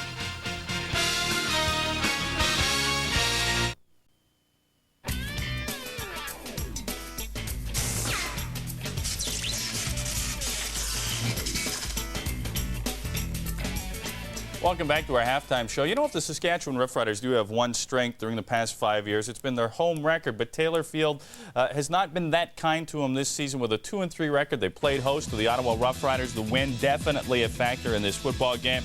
You know what? Ottawa having more problems than just the win. Wayne Lamley with a field goal attempt, forget it. Steve Taylor bobbles the snap. They can't get the kickoff. Then later in the first quarter, another Lamley field goal attempt, another bobbled snap by Taylor. This time he throws incomplete. Ottawa manages a safety and a single. They led by a count of 3-0. Now, the Green Riders and their offense, they can't move the ball, but their special teams come through. Rod Harris on the punt return. Harris takes off, finds a route, and goes 57 yards for the touchdown. That gives Saskatchewan a 7-3 lead. They led 13-3 at the half. Now, late in the fourth quarter, down 16-4. Ottawa storms back. Archer to Profale Greer. That cuts the lead to 16-11. Then under a minute to play, Archer steps up and then hits Robert Gordon in the end zone. 18-16 for Ottawa as they win out of the province of Ontario for the first time in 6 years. You got to go back to October the 21st, 1990. This is a huge victory for Ottawa because now, this upcoming week, they will take on the Hamilton Tiger Cats. There's going to be a full house at Lansdowne. And look out, there's all sorts of playoff implications on the line now. That's the way it should be. I mean, that's great for the league, and it shows there's good parity in the league now as far as teams competing against each other, and it's making for exciting football. What happened to the Saskatchewan Roughriders in this football game? They had the lead, couple of touchdown lead. The next thing you know, Archer comes back, boom, boom. And John Payne's got a victory, and Jim Daly does not. Well, there was some questionable coaching there. And, Bob, you were saying a little earlier about that near the end of the game. You said it. I confer. Oh, come on. I wanted to put the words in your mouth so you'd say it. But it's true. It is true. They had a chance to really put it away. They got the #1 rusher in the league with Robert Mims. Instead of running the ball, they throw it in the air and get it picked off. Yeah. That sealed it for Ottawa. They got the ball back and chance to score, and they did. Well, Kevin Mason did not have the best of games for the Saskatchewan Roughriders. As a matter of fact, in this football game, for the most part, both offenses struggled, and defense played a huge factor. I guess Ottawa held when they had to, and then they come through. But when you got a guy like David Archer, a quality quarterback, you never know what can happen. He can always jump up and bite you, and that's what happened to the Rough Riders this afternoon. Yeah, terrific game. And you know what? Ottawa's got a chance to make the playoffs, ladies and gentlemen. I really think they might make it. They're moving, they're peaking at the right time. Well, the Ottawa Rough Riders do have 3 victories this year to their credit now. The Hamilton Tiger Cats with 4. Much has been made of John Jenkins. When he left this football team, now he's back. He said it had nothing to do with Don Southern when he left. There was no conflict whatsoever with Don Southern and myself. Essentially, it basically dealt with a conflict I had with another staff member, and obviously, as an offensive coordinator, I was brought in here to direct the offense, and I did exactly that. And as mentioned, due to the, let's just say, uncooperative nature of another individual that I felt that was extremely detrimental to my situation and certainly our team, I expressed that to Don and submitted my resignation. Due to the uncooperative nature of another individual, he wouldn't mention names, but you did get an opportunity, Les, to talk to John earlier this week at Hamilton Tiger Cats practice. Who's he talking about? What exactly happened there? Well, it had to do with the offensive line, and Coach Salavanis, who ran the offensive line or coached the offensive line, they couldn't come to grips on the schemes, or the blocking schemes of the spread offense. Coach Jenkins said that Coach Salavanis wanted to beat the traffic home instead of putting in the extra time that it takes to learn this new spread offense, and that's what happened. Being good friends with the head coach, that is Salavanis, so the head coach took Salavanis' side on Jenkins' side, and the whole thing just blew up right there. Les, you're close to these guys in Hamilton. What is the story with Dunnigan and Jenkins? Because I've heard mixed reports that Dunnigan was happy to see Jenkins go. Now I hear he's happy that he's back. What's the story there? Well, I haven't really talked much to Matt about this, but I know that any quarterback is going to be upset if he's ending up on his back a lot. And you know, who are you going to point at? Who are you going to blame? I think the whole thing is that since the blame was coming down on Coach Jenkins, then I think Matt jumped on that wagon too and said, hey, well, you know, we got to do something here. But I don't think that's the problem. Another note, the Hamilton Tiger Cats, you were telling me off camera that you know what, their training camp or their practices that they had this past week have been extremely positive since John Jenkins has returned. They've turned their football franchise around, at least in this first half of play. We'll see what happens in the second half. We'll get Leaf and Gord's thoughts when we return. You're watching the CFL Live on TSN.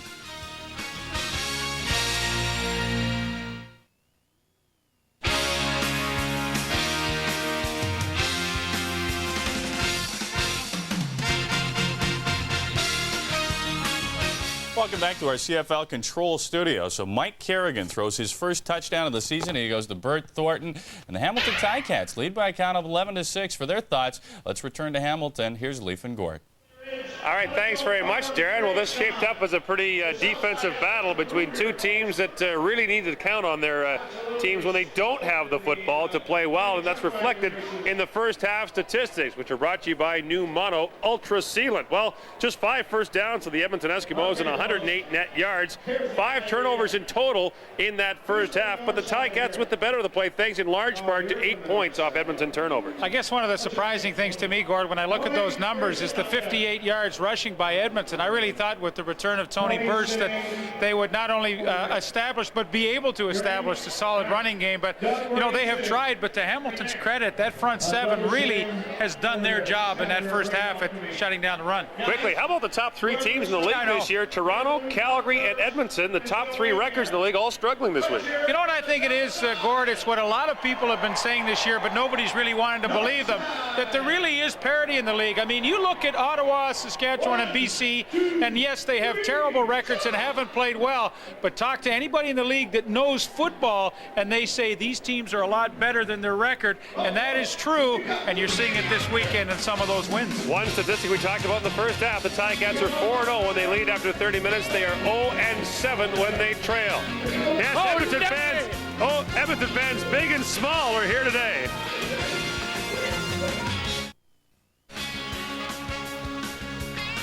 Welcome back to the CFL Live on TSN, and let's take a look at some of the numbers from that first half. What was Mike Kerrigan doing? He had a pretty workmanlike first half, as we said, and he spread it around.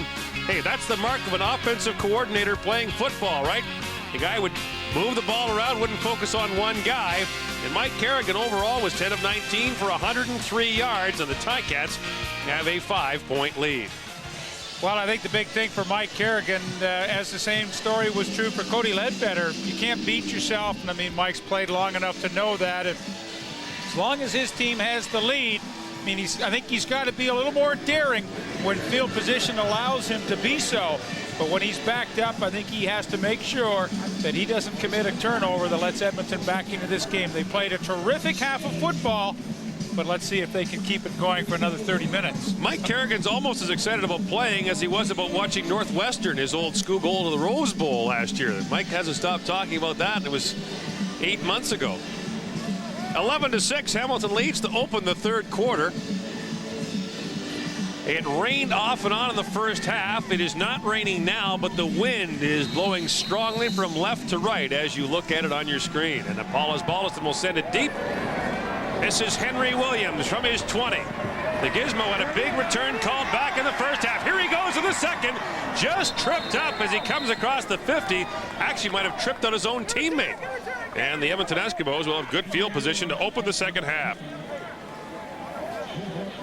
Henry Williams just explodes again on this return, and if any of his guys get in the way, he's just going to run him over. There, he runs over Eric Blunt from behind. He says, if you can't get out of my way, I'm just going to go over you and get the yardage myself. Well, the wind will be a major factor in this second half. Edmonton will start with the wind in the third quarter, so scoring now of paramount importance to the Eskimos. Warren Jones back to pass, and he hit Joe Montford with it. Joe Montford will have a bruise where that pass hit him. Well, Joe Montford just reading the quarterback from that middle linebacking spot. Here he is in the middle, and as he drops back into this area, watch his eyes. They never leave Warren Jones. He's just reading him, and then, you know, I don't think he was even ready for that. He figured this was such a bad throw, he didn't have time to catch it. Scared him. Second down, Edmonton from their own 54. Jones intercepted. Warren Jones is picked off by Justin Ring. It's the 10th interception Warren Jones has thrown this year, his second in this game. Off to the left of your screen, number 36, Justin Ring. We talked about him earlier. Looked like he fit in perfectly on this defense. He steps in front of Eddie Brown, and that's a heck of a catch by the young linebacker to get the interception. Wow. Hamilton has started strong here in this second half. That was a dandy catch. Justin Ring in his first year out of Simon Fraser University, a native of Kamloops, BC. Kerrigan from Earl Winfield, and Winfield dropped it. That's how the first half started for the Ticats. Go back and have one more look at that interception by Justin Ring. I mean, that's a heck of a job to step in front, squeeze down the lane in the zone, and you know, Eddie Brown found the good spot, but I think Justin Ring just made the better play. And he says hello to Kamloops. That ball was between his knees when he caught it. When he finally squeezed it. 2nd and 10 for the Ticats from their own 44-yard line. 4 receivers to the near side of the field. That's where Kerrigan's going. Jason Phillips was wide open. The pass was short. And Hamilton will have to punt. And that's a bad throw by Mike Kerrigan. I mean, he really had the receiver, Jason Phillips, wide open, and he just didn't deliver it. And Kerrigan knew it. What an advantage, though, for a quarterback to also be an offensive coordinator. He would know the ins and outs of the offense better than anyone. Well, he's not the offensive coordinator anymore. No, but he was for 3 weeks. He's watched more film than anybody on that team. Osbaldiston back to punt. Eddie Brown and Henry Williams are back deep to receive. Low kick into the wind. This is Eddie Brown from the 32-yard line. Brown trying to get outside. And Donovan Wright stays with him step for step and limits the return as he goes out of bounds at the 36-yard line. A 34-yard punt and a return of 4. Eddie Brown's been a quiet man in this football game. They've thrown a couple of deep balls in his area, but haven't been able to connect with him, and Warren Jones comes right back out after throwing the interception. Well, they've really paid some extra attention to Eddie Brown, and they've essentially put 2 people on him when he has gone deep. When he's been underneath the coverage, they've just allowed the linebackers in their zone to do the coverage, but down deep they've doubled up, and it's been really effective for Hamilton so far. 1st and 10 for the Eskimos from the 35-yard line. Eric Blunt puts his head down and gets out to about the 44-yard line for a gain of 8. And that's one of the few times that they've been able to block the middle linebacker, Joe Montford, and he was not a factor in that tackle, and that's why Eric Blunt got almost 9 yards on that play. And in the first half, Joe Montford had been there almost on every occasion, but that time they got him blocked and they had success. One thing they tease Eric Blunt about in Edmonton, he has 3 rushing touchdowns this year. Willie Pless, the linebacker, has 2. You want to finish ahead of the linebackers at the end of the year. Back they go to Eric Blunt. Stopped at first. Blunt gets across the 45 to the 48-yard line. He'll have an Edmonton first down. I think this is the way we kind of thought Edmonton would start the game, trying to just pound away on the ground and wear down the Hamilton front 4 a little bit. 2 pretty solid running plays back to back by the Edmonton Eskimos to get their initial first down of this second half. Ron Lancaster looking on, seeing an Edmonton offense struggle again, as it has at many points in the season. Well, I think Ron Lancaster would not care if he won this game ugly. And then, of course, as we said, get McManus back next week, who's their main quarterback. There's a completion to Eddie Brown out across midfield to the Hamilton 54-yard line. Eddie Brown with his 2nd catch of the football game. And Eddie Brown came into this game leading the Canadian Football League with 885 receiving yards. In fact, Eddie Brown with more than 100 yards on Alan Pitts in the yards category, and with a 20.6 yard per catch average. Yeah, he's played well. And you know, here on 2nd and 3, logic would dictate that you run the football, but I'd love to see Warren Jones go to a little play action here. And give it off to Eric Blunt, and Blunt will be close to a first down. He needed to get to the Hamilton 52-yard line, and they may spot him just shy of that. Remember, Edmonton was stopped on 3rd and short in the first half, and Hamilton went on to score a touchdown. But this time they send out the short yardage unit, so Edmonton will gamble on 3rd and a yard. And already they've been stopped once today. Cody Ledbetter on a quarterback sneak back in the first quarter was not able to pick up the first down. And again, the 3rd time now that Ron Lancaster's offense has gone gambling. 3rd and a yard. I don't think he got there this time either. I'll tell you, that was a great surge, and again it was Phil Brick and Mike Campbell that submarined underneath the Edmonton offensive line. And I agree with you, Gord. If he did, I'll tell you it's going to be by ½ an inch, because he absolutely got no forward push whatsoever. Cody Ledbetter was turned aside in the first half. We'll see how Warren Jones did here. And essentially, what is the defensive line? What you want to do is get underneath the offensive line. Hamilton did it, and they're going off the field. They think before they see the measurement that they have stopped Warren Jones. Jones, absolutely, you can see, was that Eric Blunt tried to carry him forward for the first down. They're a good yard short here. That's not even close.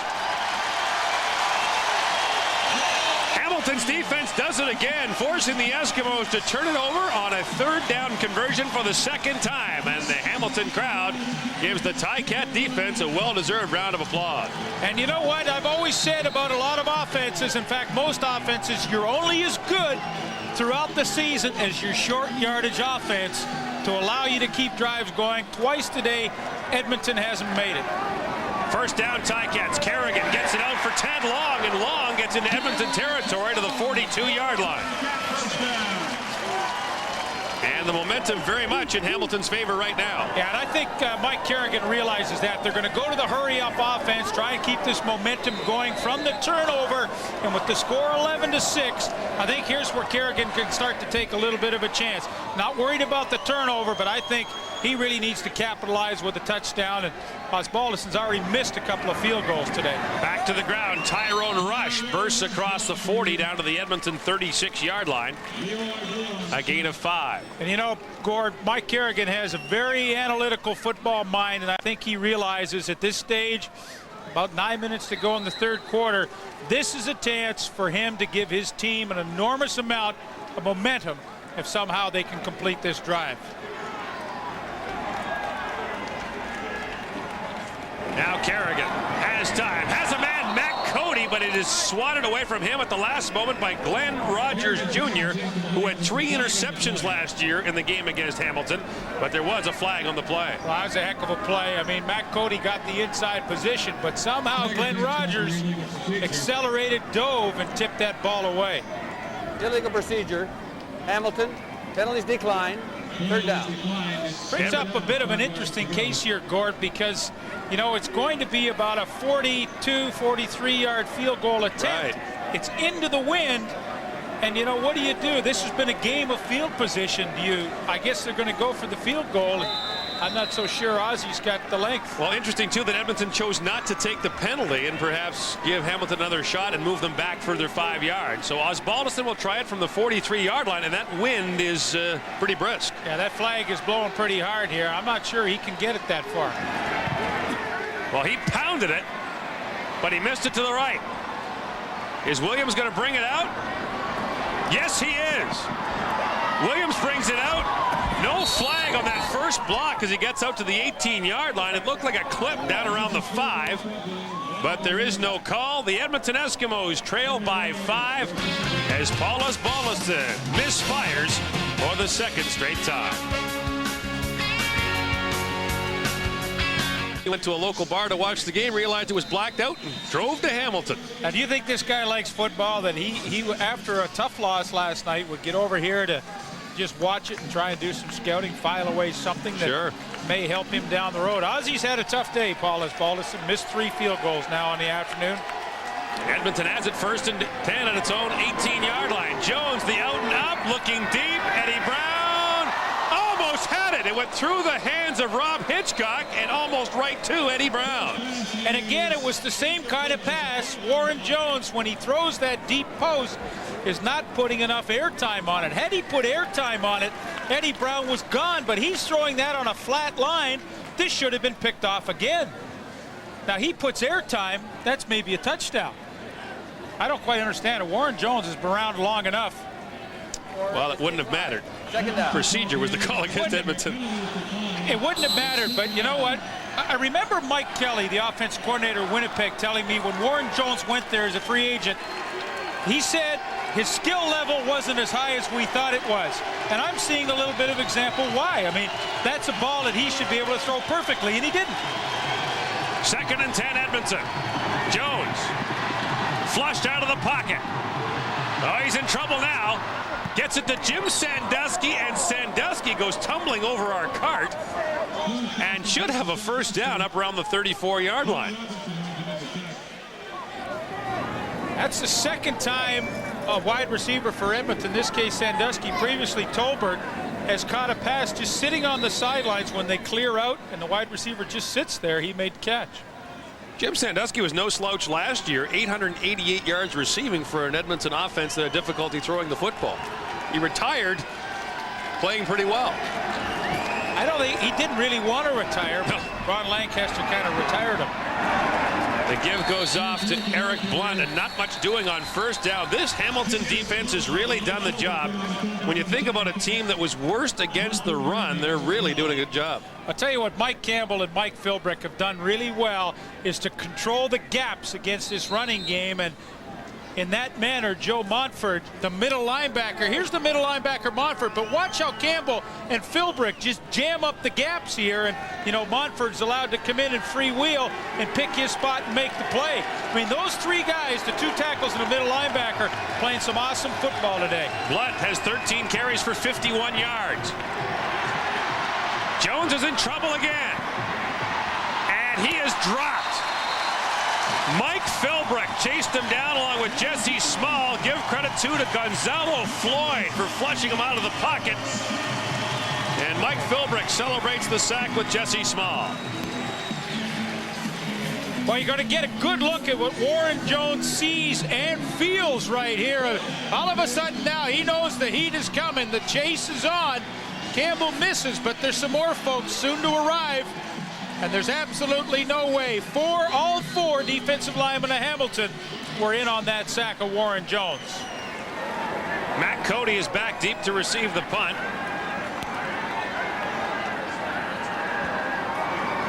Along with Earl Winfield. Winfield once returned 2 punts in one game for touchdowns against Edmonton. Here comes Matt Cody across midfield. He gets out to the 54-yard line. Matt Cody takes the place of Sam Rogers, who was injured in the first half.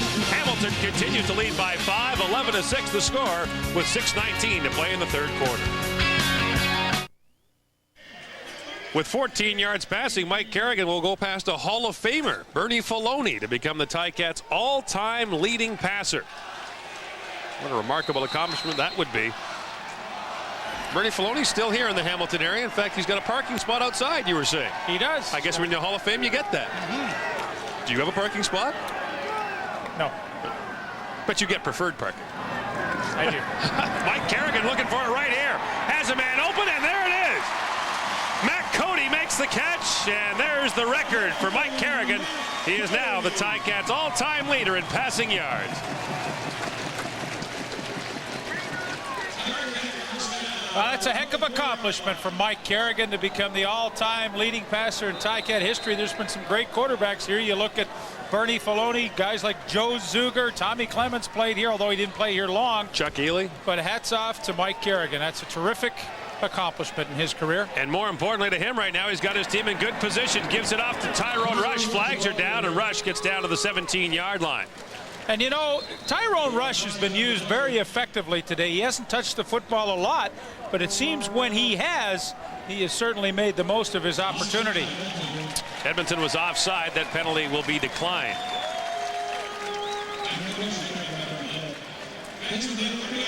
No, they'll take it, actually. Offside. Edmonton 27. First down and 2. And they just announced here that Kerrigan is the Ticats' all-time leading passer. I don't think he's as concerned with that as he is about getting to the end zone right now. Well, I think, you know, as Hamilton looked at this game against Edmonton today, a terrific challenge. Mike Kerrigan would be much more pleased at the end of the afternoon as if he was able to lead his team to a win, and he'll worry about that record a week from now, a day from now, or a month from now. But the win is what he wants, and understandably so. Of course, what they're thinking right now, he and John Jenkins are going over tendencies. They're inside the Edmonton 20-yard line, clearly in the red zone, and you know they probably just said, well, Mike, in situations like this, here's what we expect from their defense. Here's what kind of pass rush we expect. Here's their blitz ratio tendency, and they just were able to have a conference due to injury and pick out the best possible play for this situation. Matt Cody is the injured Hamilton Ticat. He leaves the game leading the league with 8 receiving touchdowns on the year, so a tough loss for them for at least a play or so. Andrew Grigg, number 89, comes in to take his spot. Ticats have it, 1st and 5 from the Edmonton 18-yard line. Kerrigan to the end zone. Jason Phillips can't get there. Derek Beatty held him up. In fact, I think he literally held him up. It looked like he had a hold of the jersey on the way down.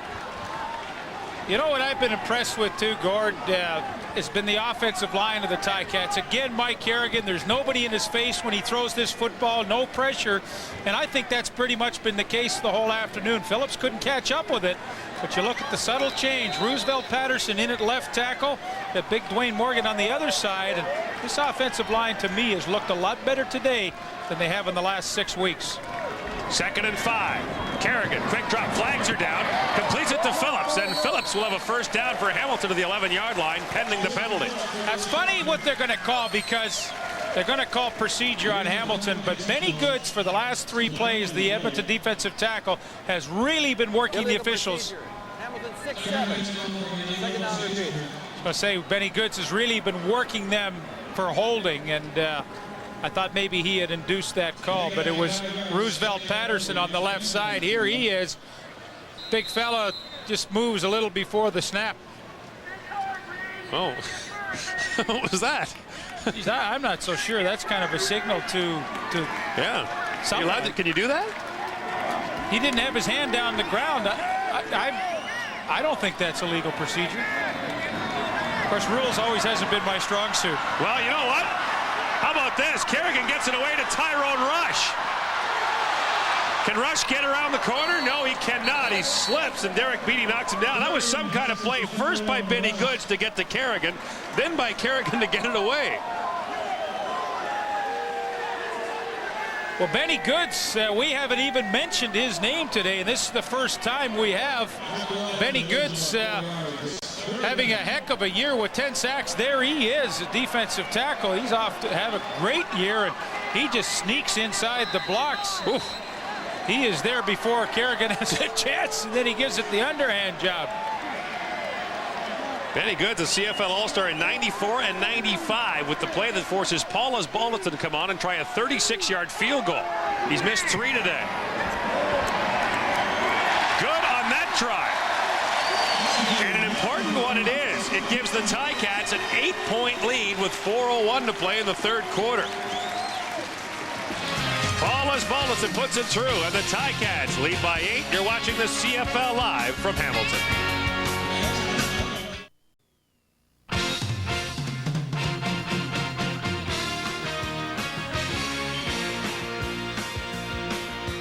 Closed captioning of this CFL telecast is brought to you by Subway. Try Subway's great tasting classic Italian BMT.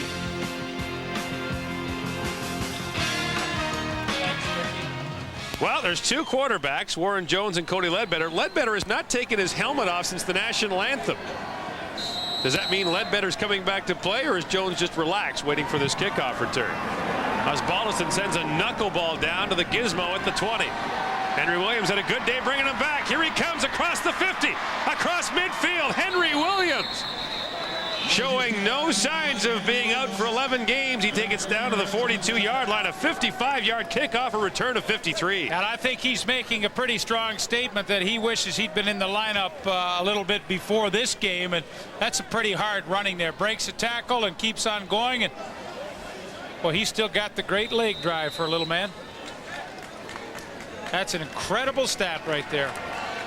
And Cody Ledbetter returns to play quarterback for the Edmonton Eskimos. He was 2 for 7 in the first half. First down from the 42-yard line.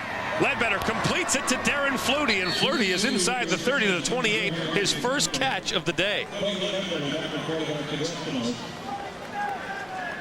And let's take you back to that last special teams play, and you can see what exactly happens when you do it. Well, look at Justin Ring, 36 in the middle of your screen. Watch what happens right there. Errol Martin. Now, that's not the end of it.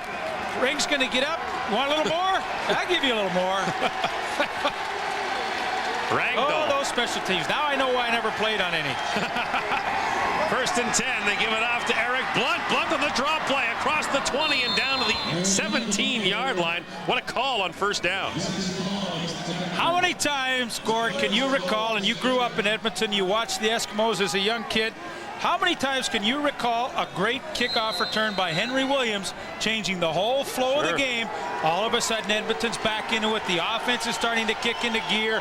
The holes are opening. They're driving. And this game is slowly shifting. A couple of years ago, we did a game here together when he returned a punt for a touchdown in the fourth quarter to win a game. Now first down for the Eskimos. Ledbetter, look out. Eddie Brown stopped. And Ledbetter threw it ahead. I mean, you know, you sit up here and you don't know whose fault it was. Did Eddie Brown quit? Or did Cody Ledbetter throw it to the wrong spot? It's a very difficult thing to ascertain. I know one thing. Had Jeff Horton not slipped, he'd have probably had the interception. Horton taking the place of Sam Rogers in that Hamilton defensive backfield. Now 2nd and 10, and the crowd getting into it for Hamilton. You know, I know it's only the third quarter, but I mean, this is a huge play for both clubs. 2nd and 10 from the shotgun. Ledbetter sacked. Jesse Small got him. And Ledbetter never saw him.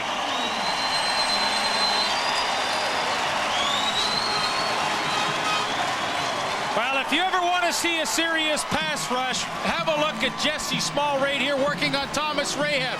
Here's Jesse Small at the top of your screen. Watch how he uses leverage. He uses upper body strength, and he just keeps pressing on Rahab. He fights him, breaks free, and then boom.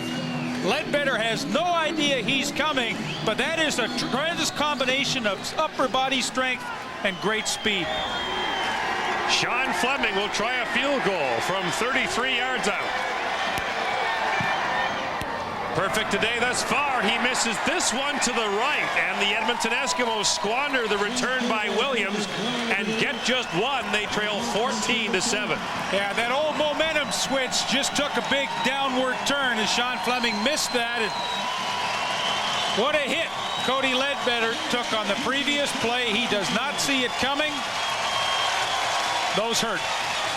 Tell you a funny story about Cody Ledbetter. In his first action that he saw this season for Edmonton, he came in late in the game and threw the ball to the end zone. Missed the intended receiver, but the reason was he got hit right under the chin. Absolutely drilled. Ron Lancaster said, you got to throw the ball better than that. Didn't see the film. Apologized to him a couple days later. Ledbetter's taken some hellacious hits. In a minute. We're going to do this. Woo! Hey, what's up, Tammy? How you doing, baby? Well, Jesse Small has one of those rare intangibles for a rush end. He's got about 4.6 speed, tremendous size and upper body strength, and when he uses all those physical skills that he has to the best of his ability, he's a tough guy to block. Ticats have it 1st and 10 at their own 35-yard line. 1:24 to play in the third quarter. I'm getting nervous. Angelo Mosca's about 3 feet behind me here, and he always makes me very nervous when he's prowling around up here. There's a lot of good players here. Bernie Filoni's here, Angelo Mosca, Doug Flutie, Leif Pedersen. He just shook my hand now, so I know. There he is. There's Angelo. Look out. He's sneaking through the curtain. Good-looking guy, he said. He's prowling. On first down, here's Mike Kerrigan rolling out. Kerrigan wants to go deep. Now he'll run for his life from Benny Goods. And, oh, man. Singor Mobley unloaded on Mike Kerrigan. Mobley had 12 tackles last week in the game against Calgary, and he just decked Mike Kerrigan. Watch Singor Mobley, 27 to the left. I mean, Kerrigan's trying to slide and get out of bounds. Again, you know, almost borderline with roughing. You know, Kerrigan has no intent of advancing the football. That is borderline. Mobley's close on that. 2nd and 7, option. Tyrone Rush around the corner. Likely did not get there. And the reason he didn't get there is that Bruce Dixon made a great play to slow him up going around the corner. Well, you know, there's two schools of thought when you're playing the option. I mean, do you want to make the quarterback run and take the back, or do you want to take the quarterback and make the back run? I think Bruce Dixon made the wise choice. He said to Kerrigan, I know what you want to do. You want to pitch the ball. So I'm going to go to the back. And you're 36 years old. That's right. No, but that's pretty heads-up play by Dixon. He knows Kerrigan doesn't want to run with it. 3rd and inches, guess where? From the 45-yard line where Edmonton has been stopped twice. It's like there's a trench there. But Mike Kerrigan jumps ahead, and he does what Edmonton is unable to do. He dives ahead for the first down.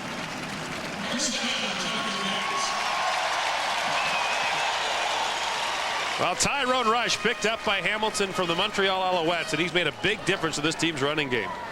Well, there you see his contribution this afternoon. I mean, 63 yards is not an earth-shattering amount, but it's been a quality 63 if there is such a thing. It seems when he's had his hands on the football, he has really made something happen today. And this for a team in Hamilton that had almost no running game when he got here. Boy, isn't that the truth? The quarterbacks did all the running.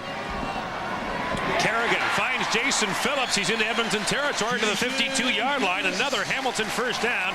It comes on the final play of the third quarter. The Hamilton Ticats are undermanned but hanging in there against the Edmonton Eskimos. They lead 14-7 with 1 quarter to play.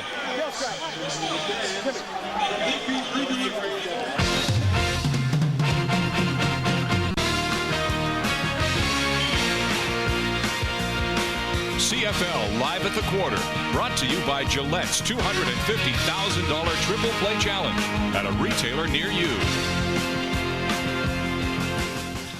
Now, we have all been waiting since the beginning of the season to see Henry Gizmo Williams back on the football field, returning punts and stuff. I know, Les, you brought it up on numerous occasions, and he gets a big return. The Edmonton Eskimos have a little momentum, but they can't close the deal. They missed the field goal. They end up with a single point, big single point, albeit. But how frustrating is this for Edmonton fans when they see receivers are open and they can't get them the ball? It's been happening a lot this year. Well, hey, they've had that problem at quarterback all year, and it's not going to resolve itself until somebody starts performing at that position for them. I'm impressed with the one move that Hamilton made going into this game. They got Roosevelt Patterson into the lineup by playing young Justin Ring at outside linebacker, non-import, and that's made their offensive line better, and I know that Coach Gilstrap has really been impressed with the way they're playing today. Bob and Les, I want to ask you guys a question. I mean, all the years I've been covering the CFL, I've always been told on a 3rd and 1, you should be able to get it any time you want. Now, Mike Kerrigan, who's about 64 years old, he plunges for the 1 yard. But earlier in the game, both Ledbetter and Jones can't get the 1 yard on a 3rd down. What happens there? How did he miss?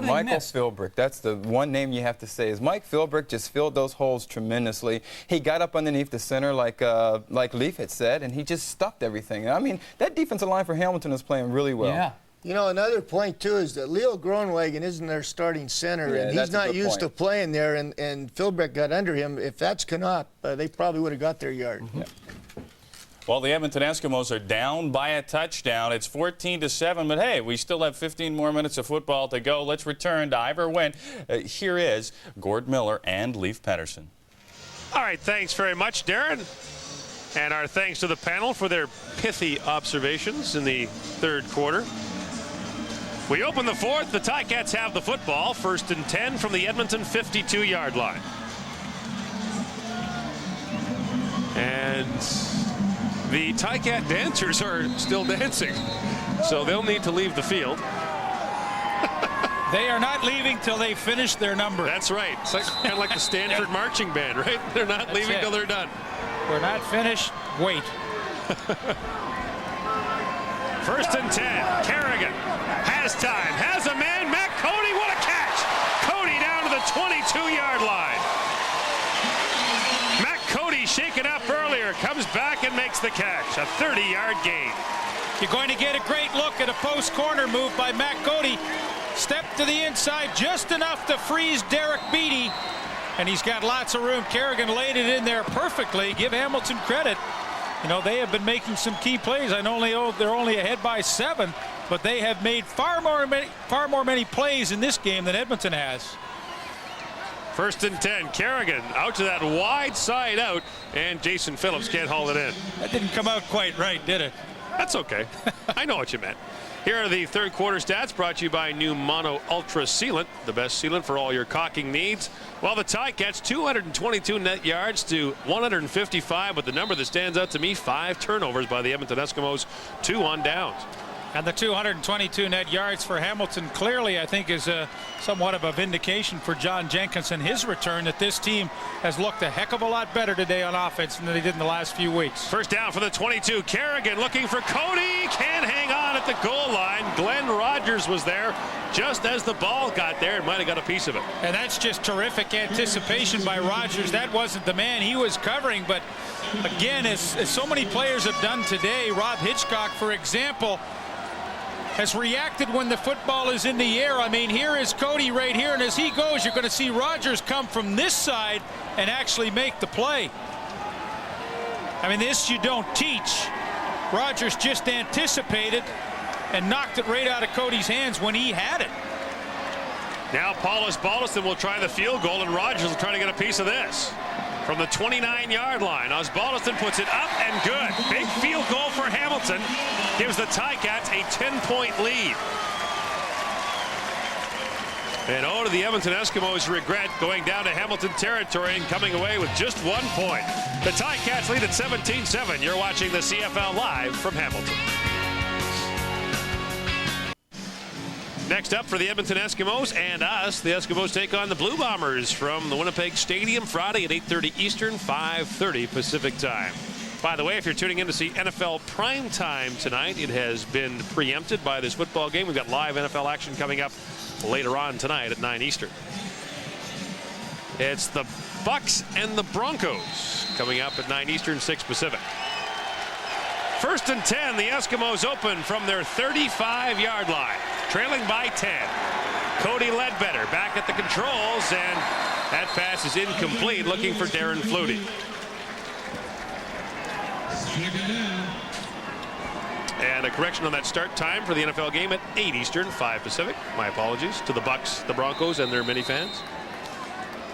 You know, Gord, I made this point earlier, and I think for Hamilton to win, they needed to get off to a lead early in this game and try and keep this lead, because Edmonton is not a great come from behind team with this offense. And it's almost a silly comment in some cases, but I think it's really true in this game tonight. Ledbetter looking once again for Darren Flutie, and that pass too is incomplete. The Edmonton Eskimos will be forced to punt.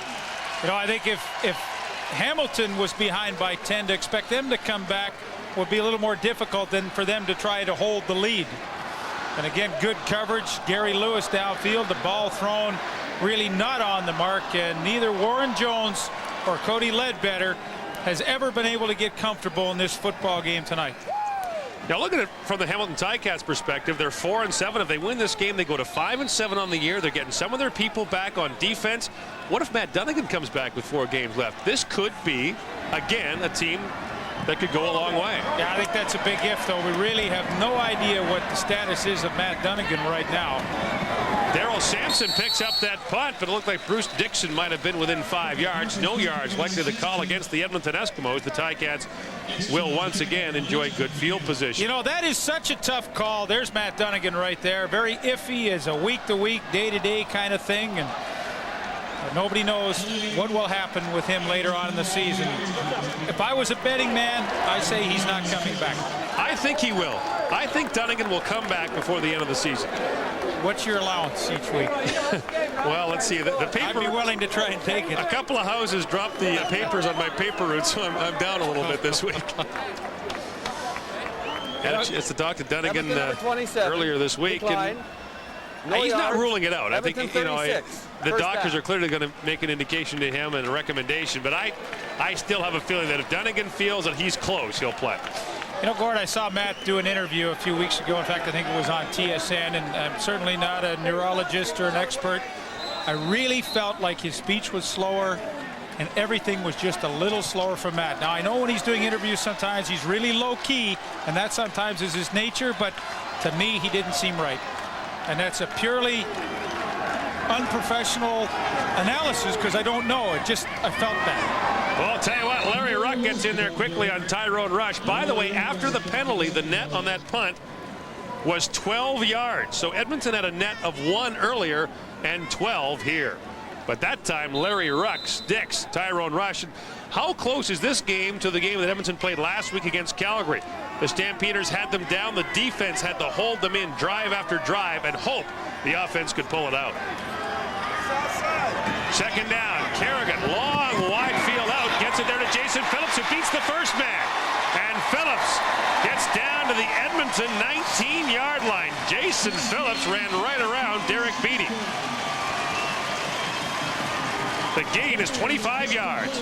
Well, it's not so much the catch. Yes, it was nice, but it's the great move after the catch. And right here, just freeze it. Now watch some fancy footwork by these little feet right there.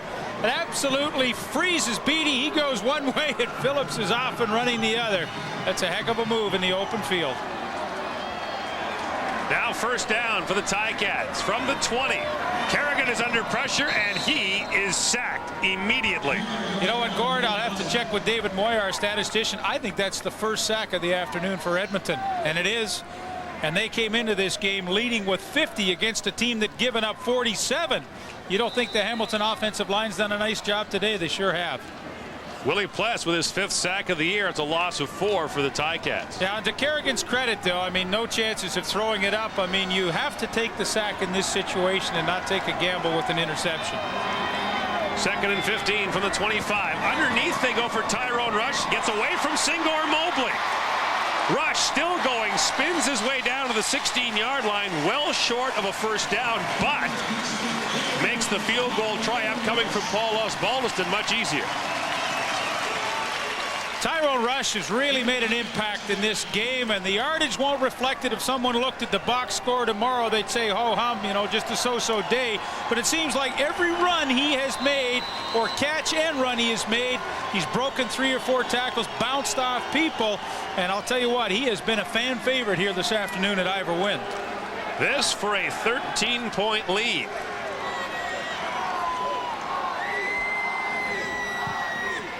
Osbaldiston puts it through, and with 10:31 to play in the 4th quarter, Hamilton has a 20-7 lead on the Edmonton Eskimos. Tyrone Rush is carrying the mail. The Ticats with the lead, and we'll be back with more on the CFL Live from Hamilton in just a moment.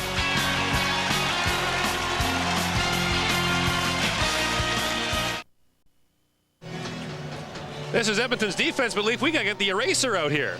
Well, you know, Gord, they came in allowing only 248 a game. I mean, that's a heck of a commendable record, but I want to show you something in a little scribble here. Hamilton's got 288 already. So they have been ahead of what Edmonton usually gives up.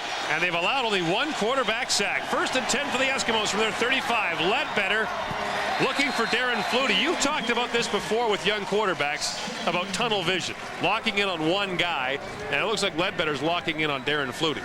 Yeah, this is, to me, a real lack of awareness for Cody Ledbetter today. He's been able, he just got off to a horrible start, and no one knows it better than Ron Lancaster. He played quarterback for so many seasons that he knows what they're going through, but he has just never been able to recover from a bad start today, and in fact, I think it's even gotten worse.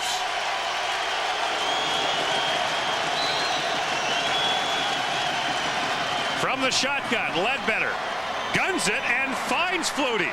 And now Darren Flutie going to work in the Hamilton defensive backfield, gets all the way down to their 48-yard line. And once in a while, locking in on a guy, I guess, isn't such a bad thing. The pickup is 32 yards and a big Edmonton first down. And probably the best throw that Ledbetter has made all day today. Unnecessary roughness. Hamilton 42. And Rob Hitchcock is called for unnecessary roughness. Tack that onto the end of the play, and it winds up being a gain of 47. Darren Flutie reads the coverage. He knows it's zone, so he just settles down in the open area, makes the good catch. And I don't know if we can see what Hitchcock did at the end of the play. He's 42 coming in on the pile. Sure, he speared him while he was down. That's a good call. First down from the 29. Ledbetter to the end zone for Eddie Brown. Oh, and Brown got his hands on it, but couldn't make the catch. He was working on Derek Greer. Eddie Brown did a terrific job to adjust his body to be able to cut back over the top of Greer and have a chance at it. He made a heck of a physical move. He just couldn't make the catch. See how he works underneath? Now he tries to go back up over the top. He really had a good chance to make that catch. And Ledbetter thought it was there. Well, he couldn't have put it in a better spot. 2nd down and 10 for the Eskimos from the Hamilton 29. Ledbetter has time and overthrows his intended target. He was looking for Mark Tobert over the middle. Now, is Lancaster going to gamble? I think he is on 3rd down. Well, I think at this stage, a field goal probably doesn't mean a whole lot. And even if you don't make it, you have Hamilton backed up. And I think that's the thinking of Ron Lancaster. Ledbetter is 4 for 15 for 62 yards today. And I'll tell you what Lancaster's upset about is the inside receivers for Edmonton, Flutie and Eddie Brown, are just getting mauled downfield and held. And I'm sure that's what Ron Lancaster was telling the officials about. Gambling on third down. Ledbetter over the middle. Complete. He gets it down there to Mark Tolbert. Looked like the same play they just tried, and this should be good for an Edmonton first down. It was exactly the same play that they just tried. You called it exactly right, Gord. And that time Tolbert got good position and made the catch. First down, Eskimos to the 16-yard line. Ledbetter has time, looking for the end zone. Flutie. And it is almost intercepted again by Don Robinson. Second time he's had a potential interception roll through his fingertips. That's pretty tough coverage to try and thread a football into. Darren Flutie had Gary Lewis and Don Robinson all over him at that point, and Don Robinson actually should have had that one. I could never figure out why defensive backs don't catch too well. I know Les Brown caught pretty well. He had to have all the interceptions he had, but Donnie Robinson. If you had that kind of speed and you could catch, you'd be a wide receiver. So that's it. If you can't catch, you're a defensive back. I get your philosophy now. Flags all over the place. Ledbetter looking to the end zone, but this play has been whistled dead. Robinson got it. That will not be the 6th interception of the season. That it will be offside against the Ticats. See, Ledbetter knew that the play was being whistled dead, so he wanted to see if Robinson could catch. Second down. Gonzalo Floyd jumped offside. Now the Eskimos are down to the 12-yard line. 2nd and 5 gives you a few more options. Well, I think, time is not a factor at this point. It's just under 8 minutes to go. They're down by 14, so really, time, you don't have to score quickly. Ledbetter. Draw play to Eric Blunt, and he does not get there. Gonzalo Floyd comes up to make the stop, and he stops Blunt down at about the 11-yard line. Edmonton will gamble again on third down. Well, it stands to reason if you gambled on 3rd and 10, you'd gamble on 3rd and 5. Third down, 5 yards to go. From the 12, Ledbetter flushed out of the pocket. He's in trouble. And he is dropped. 4 Ticats got to the Edmonton quarterback, including Gonzalo Floyd. It's the 4th sack of the game for the Ticats. Well, you know what Edmonton did, Gord? They went to a 3-step drop on 3rd and 5, and when you don't get rid of the football quickly, you're in trouble. There's Mike Campbell. He gets the initial pressure up the gut, but you see it's 1, 2, 3. He wants to throw. Now Campbell's up. Philbrick's up. They're coming. And the play is absolutely dead in the water. 3 of them share that sack, and what a huge play, and not surprising. Hamilton's defense has played well all afternoon. Edmonton has turned the ball over 3 times on downs in this football game. The Ticats get it back with 6:53 to play. Kerrigan up and throwing quickly for Bert Thornton, and he's ridden out of bounds by Glenn Rogers. A lot of elements of the run and shoot in this Hamilton offense. I don't think they call it that here, but it's got a lot of that look to it. The quick drop, the receiver screens. Well, they call it the MAPO offense, multiple adjustment pass offense. That's John Jenkins' terminology, but I think that's just another way for saying run and shoot. There's Jim Gilstrap, who's here coaching the offensive line with the resignation of John Salavantis. Swing pass out of the backfield. That falls incomplete. Looking for Ted Long. It'll bring up 2nd down. You know, let's go back to that 3rd down gamble, and they go to the 3-step drop. But, you know, what you want to do in 3-step is get rid of it quickly. And, you know, Ledbetter's looking right at Flutie. I mean, you know, he could have maybe got it into him there, but for some reason he chose to hold it, hold it, and hold it. And when you hold it on a 3-step drop, you're asking for a lot of trouble, and it resulted ultimately in Hamilton sacking the quarterback. The old football saying, when you throw the ball, 3 things can happen, and 2 of them are bad.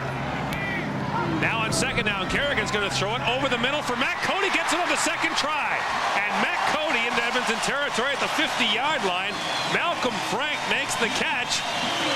Give credit to Matt Cody for the catch and the rebound, I guess. It's another good throw by Mike Kerrigan. But look again, the time to throw. I mean, I don't think you can say enough about the job this offensive line has done. I mean, that's a heck of a catch by Cody and run and all that stuff, and good throw. But the offensive line has only allowed one sack that had been the real Achilles heel of this offense, and that offensive line has played superbly today. Gain of 28 for Cody. Now Kerrigan to the other side to Earl Winfield. That pass falls incomplete, and we've got a flag down on that side of the field at the 43-yard line. And offside is the call against Hamilton. 5:34 to play in the fourth quarter. The Ticats lead this game by 13. You know, Gord, the difference too tonight in the last 6 games, we'll hear the call. Hamilton number 1. Penalties declined. Second down. And Earl was offside. Last 6 games, Hamilton wasn't making any plays. Nobody was coming and making a key catch or a key run. But, you know, tonight they've made a lot of key plays. I mean, Matt Cody's had a heck of a game. So has Jason Phillips, Tyrone Rush. You have a lot of people on one offense that are contributing, unlike what was happening a few weeks ago. Second down from the 50. Kerrigan swings it out for Phillips. It's intercepted. Picked off by Kavis Reed. He's got 2 interception returns for a touchdown, and only Mike Kerrigan stopped Glenn Rogers from going up the field for a touchdown there. Don Southern can't believe it. 5:05 to play in the fourth quarter. Kerrigan throws the wide side out, and Glenn Rogers comes up with the interception.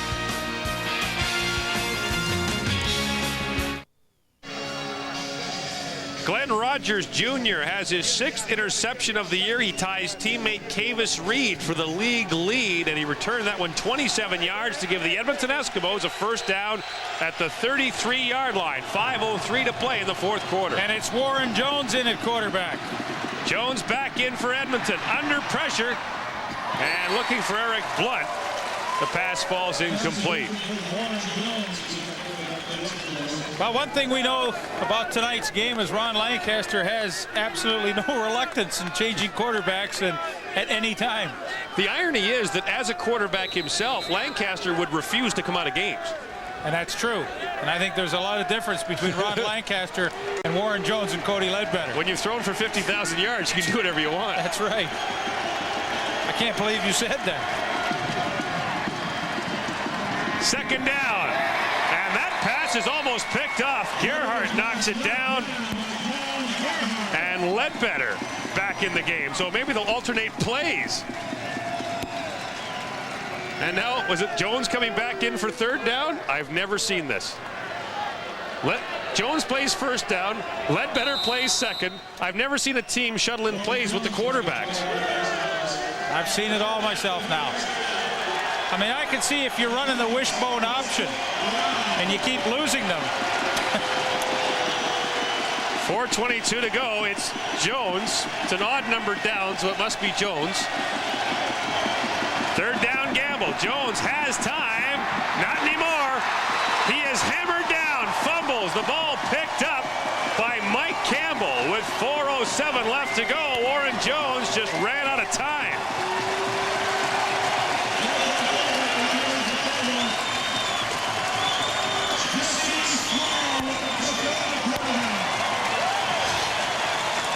Wouldn't have mattered who was in there on that play. But Warren Jones had plenty of time to throw this football. This was just a combination of great coverage downfield, nobody open, and a tenacious, won't give up kind of pass rush. Gonzalo Floyd with the hit. Here it comes. Jones doesn't see it. The ball comes loose. Hamilton's got it. They would have had it anyway. It was a third down gamble. But this has been truly an inspired effort, both offensively and defensively, by the Hamilton Tiger. When have you seen an Edmonton team turn it over 7 times in a game? Kerrigan on first down, quickly out to the sideline for Earl Winfield, and Winfield steps out of bounds up at the 50-yard line. Hamilton came into the game with the worst giveaway takeaway ratio in the league at -16. And Edmonton was at -6. They are usually not in the minus category as a team. I think it's due to the fact that Danny McMahon struggled early in the year through a lot of interceptions. And, of course, you know, add 7 to that total. They've 3. The differential's 4. They're now -10 on the year. Second down, 3 yards to go, and not much doing there as the give goes to Tyrone Rush. And once again, his helmet comes off as he's brought down by Benny Goods and Leroy Blue. 3:23 to go in the fourth quarter. Hamilton with a 13-point lead. I'm still reeling that the Edmonton Eskimos would change quarterbacks on individual plays. It does seem kind of strange. Who's it going to be now? Paulus Balliston will punt. Henry Williams and Eddie Brown are back to return. And Gizmo has done some damage today in his first game back. I wouldn't kick it to him if I was Paulus Balliston, although the other choice with Eddie Brown isn't much better. How about out of bounds? Out of bounds, I think, is the prudent play. And that's where he's going. Didn't get it done, though. Nope, he hooked it back in. Here comes the Gizmo. Bursting through the first wave. Goodness. He is gone. One man to beat. It's the kicker, Balliston. Henry Williams. Touchdown. A flag comes down right as he crosses the goal line. A flag comes down. It looked like Don Blair blocked one of the Ticats from behind. And there's a flag at the 20-yard line. I'm not so sure it was from behind. It was low. It was below the knees, and you can't do that. I'm sure he got his head in front. Illegal block.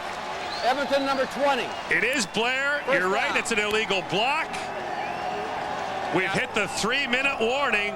Williams has a punt return for a touchdown. Called back. There's Blair right behind him.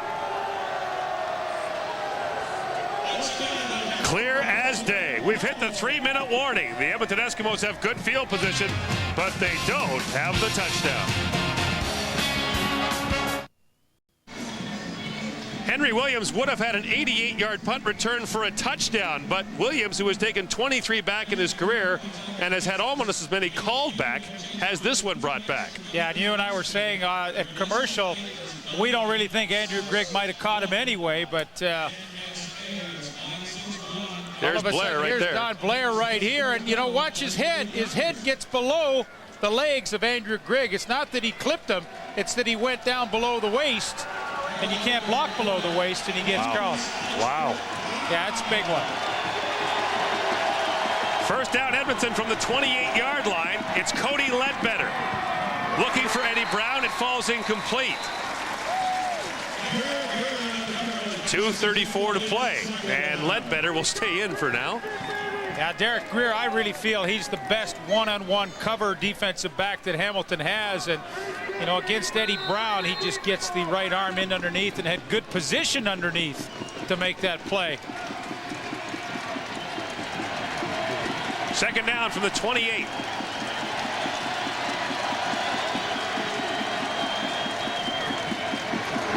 Ledbetter has time, looks to the end zone. Oh, man, Darren Flutie makes the catch at the 5, and he got rocked. I'll tell you what, Darren Flutie and Cody Ledbetter are lethal late in the fourth quarter. Well, it's a heck of a hit by Rob Hitchcock, but it's an even better catch by Darren Flutie. You see how he cradled that football? He knew the hit was coming, but he was willing to pay the price. 23-yard pickup. Back to the end zone they go. Gary Lewis knocks it away. Flutie appeals for pass interference, but won't get it.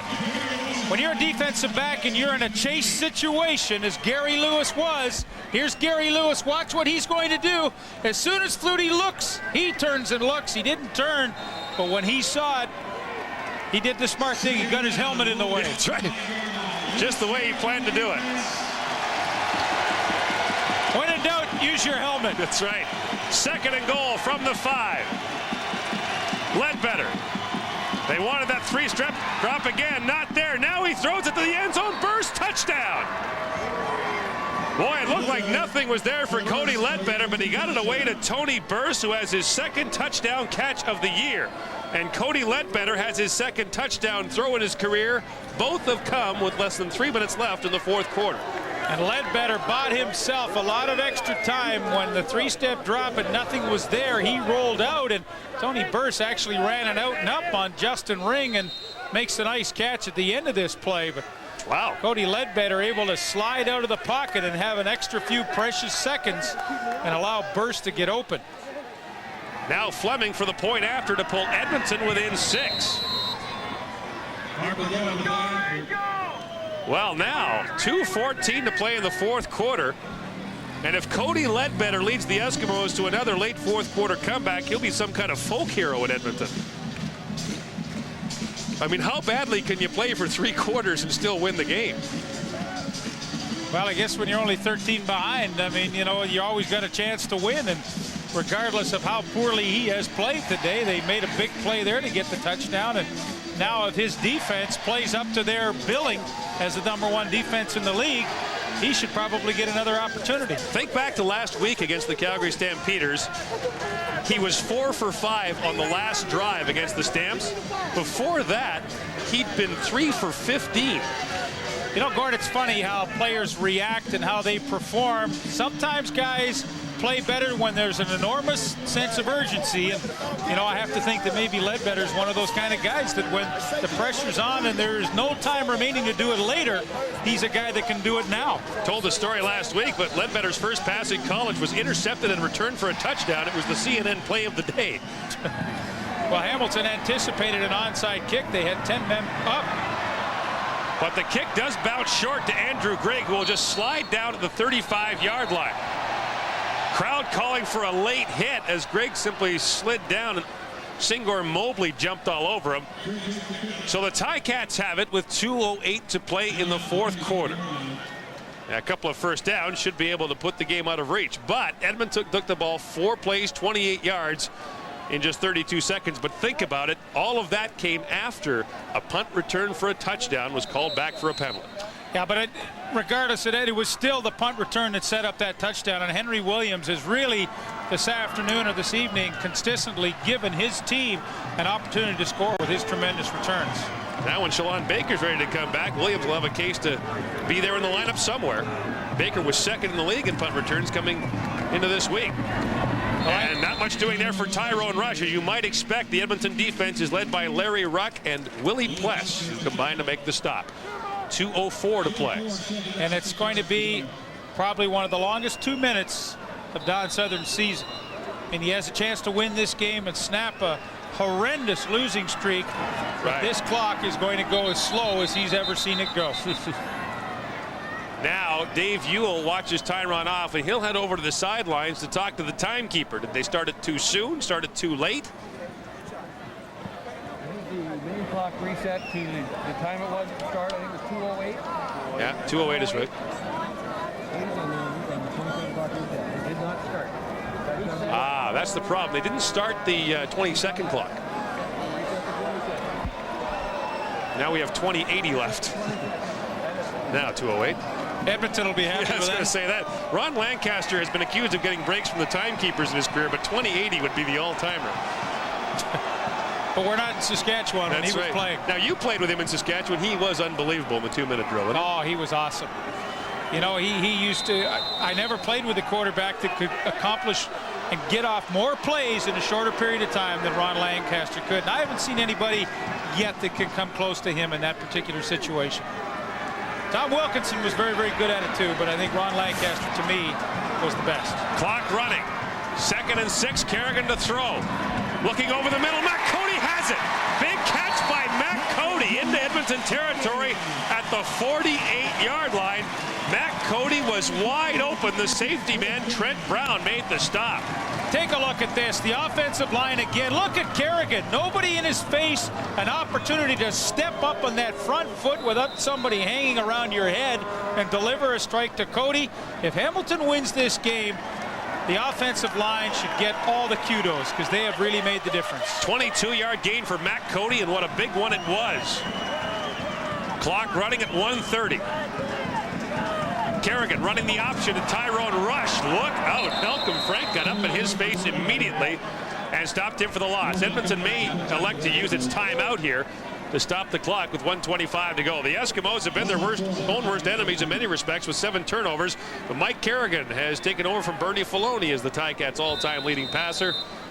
Osbaldiston with 4 field goals, Bert Thornton with the touchdown, and the Edmonton Eskimos have had struggles offensively. I guess in those numbers there, the only negative would be had Osbaldiston made all the field goals, he'd have had 7 today, and it wouldn't be that close here with 1:10 to go. They'd be dumping ice water on Don Southern. Out and up, Kerrigan looking for Earl Winfield. Incomplete. Kavis Reed was there on the coverage. 1:03 to play. The Ticats will punt. And Winfield had a shot to make that catch. But I'll tell you, in the last 2 plays, Mike Kerrigan, who hasn't really been touched this entire game, took a shot from Melvin Hunter, and he took another shot from Larry Ruck on that. But watch Winfield here. He has a chance to make this. I don't think Reed even touched it. Winfield thought he was going to tip it, and he really wasn't ready for it. Well, look who's back deep to receive for Ron Lancaster. I'll tell you what, if Osbaldiston does not kick this ball out of bounds, he should be fined. Williams is standing at the 10. Eddie Brown up around the 20. I mean, I wouldn't care if it was a 30-yard punt. If I was the special teams coach in Hamilton, I'd want it OB. No. It's deep, though. It chases Williams back to the end zone. He'll bring it out. And Williams gets out across the 12-yard line. 52 seconds to go. We've got a penalty against Hamilton, and they're going to take it back. And you know what, Gord? Regardless of what the penalty, I don't really understand the thinking by Henry Williams. I mean, if he gives up the single, they can still score a touchdown, tie this game, and put it in overtime. I think you put yourself in a big hole. We'll hear the call. Hamilton, 3rd down repeated. Well, you bet they're going to make them kick it over again, 10 yards. But I really question the decision by Williams to bring it out of his end zone. And, you know, they would have had about 100 yards to go to try and to score and win the game, when clearly had he given up the single, they could still tie it. Well, Osbaldiston boomed a 53-yard punt that time. Now he'll punt from his own 30-yard line. 52 seconds to play in the 4th quarter. Well, I still, you know, I can hear Bob Obilovich in the studio, who was a special teams fanatic. Right. And I'm sure he's agreeing when I say a 30-yard punt out of bounds is much better here than a 40-yard punt and allowing Williams or Eddie Brown a chance to return it. And I'm sure that was emphasized to Paul Osbaldiston on the 2nd try. Well, we'll see. I mean, he clearly didn't try and kick it out of bounds on the last one. Edmonton trying for the block. Almost got it. Now he aims it for the sideline. And that's a heck of a play. He maximized that punt. A beautiful spiral. He got full distance out of that, and the net is going to be what we're interested in. It's a 36-yard punt with no return. Paul Osbaldiston will take that anytime, and so will his coaches. You think the Cody Ledbetter to Darren Flutie look for me under the goalpost play is back in the playbook? Well, I'd say it's on page 1 of the playbook right now. That's a great kick by Paul Osbaldiston. He's a veteran. He knows the situation. And you know what? When you're asked to do your job and you do it, you feel pretty good about yourself. And the crowd here in Hamilton knew it too. They're on their feet now. 46 seconds to go. Can Ledbetter do it again? Has time. Has a man. Darren Flutie up to the 43-yard line. And the Eskimos in their hurry-up offense with 41 seconds to go. No question in my mind, when the game is on the line, Cody Ledbetter plays so much differently than what he did when the game is not on the line. Put 3 guys on Darren Flutie and dare him to throw it to somebody else. He does, out of the backfield. This is Tony Burst fighting for the sidelines. Did he get there? Yes, he did. They mark him out of bounds at the 53-yard line. Keep in mind, Hamilton's only going with a 3-man rush. They have 9 people in coverage right now, and yet Ledbetter's completed 2 in a row. Some in Calgary question why Wally Buono did that last week. You've been so effective for 59 minutes, blitzing and rushing the quarterback. Why sit back? Well, I mean, I agree with you. I'd like to see Hamilton become a little more aggressive here in their coverage. I don't disagree with the 3-man rush. 32 seconds to go. Ledbetter underneath once again for Tony Burst, who will fight to get to the sideline, but he will not get there. And Hamilton did the job in the secondary. With 9 people, they were able to force Ledbetter to throw underneath the coverage. You can't get out of bounds, and you don't make a lot of yards on those catches. Ledbetter's got a live arm. He can get it to the end zone from here. He'll need time. Flags are down. That'll be holding. And the pass falls incomplete.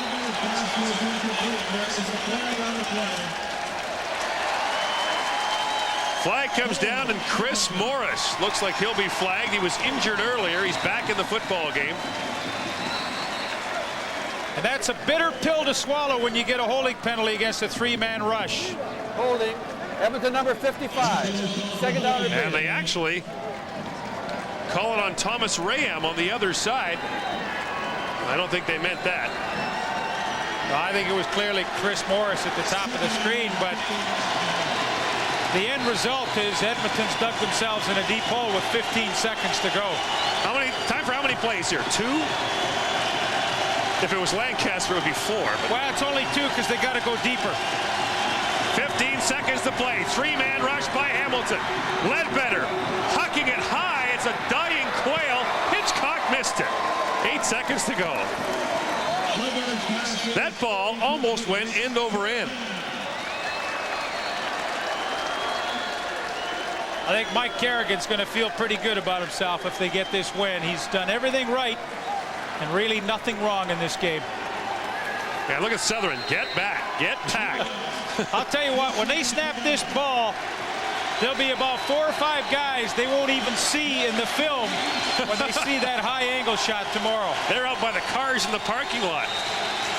Third down, 8 seconds to go. He did it last week. Ledbetter over the middle for Flutie. 3 seconds to go. So they're down where they were before, but it's third down. They've turned the ball over on downs again. 3 seconds to play, and the Edmonton Eskimos are out of miracles. So this week, the 10-1 Toronto Argonauts, the 9-2 Calgary Stampeders, and the 7-4 Edmonton Eskimos all lose.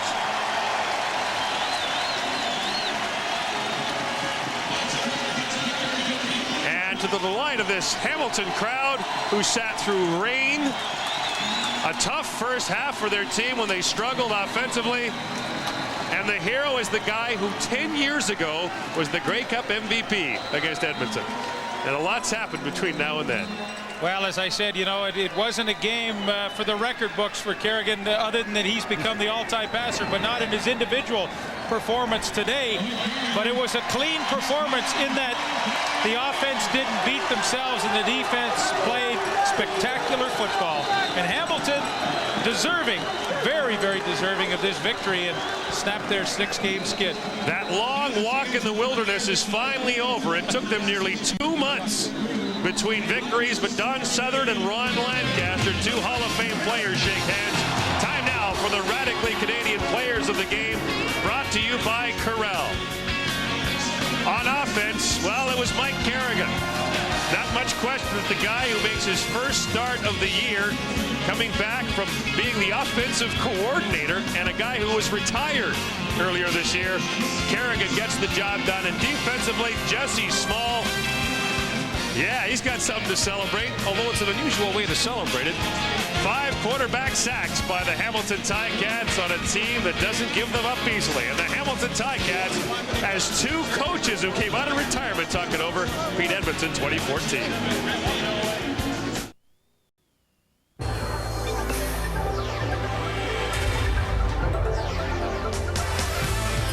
Time now for the TSN Turning Point, brought to you by Apple Auto Glass. In the second quarter, Mike Kerrigan, after Hamilton's defense had stuffed Edmonton on a 3rd and 1, throws to the end zone to Bert Thornton, who makes his first CFL touchdown catch. It put the Ticats ahead for good as they go on to beat the Edmonton Eskimos and snap a 6-game losing streak. A cash donation will be made to the Coaching Association of Canada for the training and development of Canadian coaches in amateur sport on behalf of TSN and Apple Auto Glass, guaranteed the pick of the crop from coast to coast. Our final score, Hamilton beats Edmonton by a final score of 20-14. The CFL Live continues in just a moment. Time now for the Pepcid AC Block of the Night, brought to you by Pepcid AC. You can be heartburn-free with Pepcid AC. And without question, it was the block punt by Daryl Sampson. The top of your screen comes in, picks a spot, and blocks the punt of Glenn Harper. One of many, many large plays that the Hamilton Tiger Cats made in their big victory tonight. Give credit to the veterans. That time the play made by Daryl Sampson, the Pepsi AC block of the night. Edmonton falls to Hamilton 2014. The Ticats losing streak is over.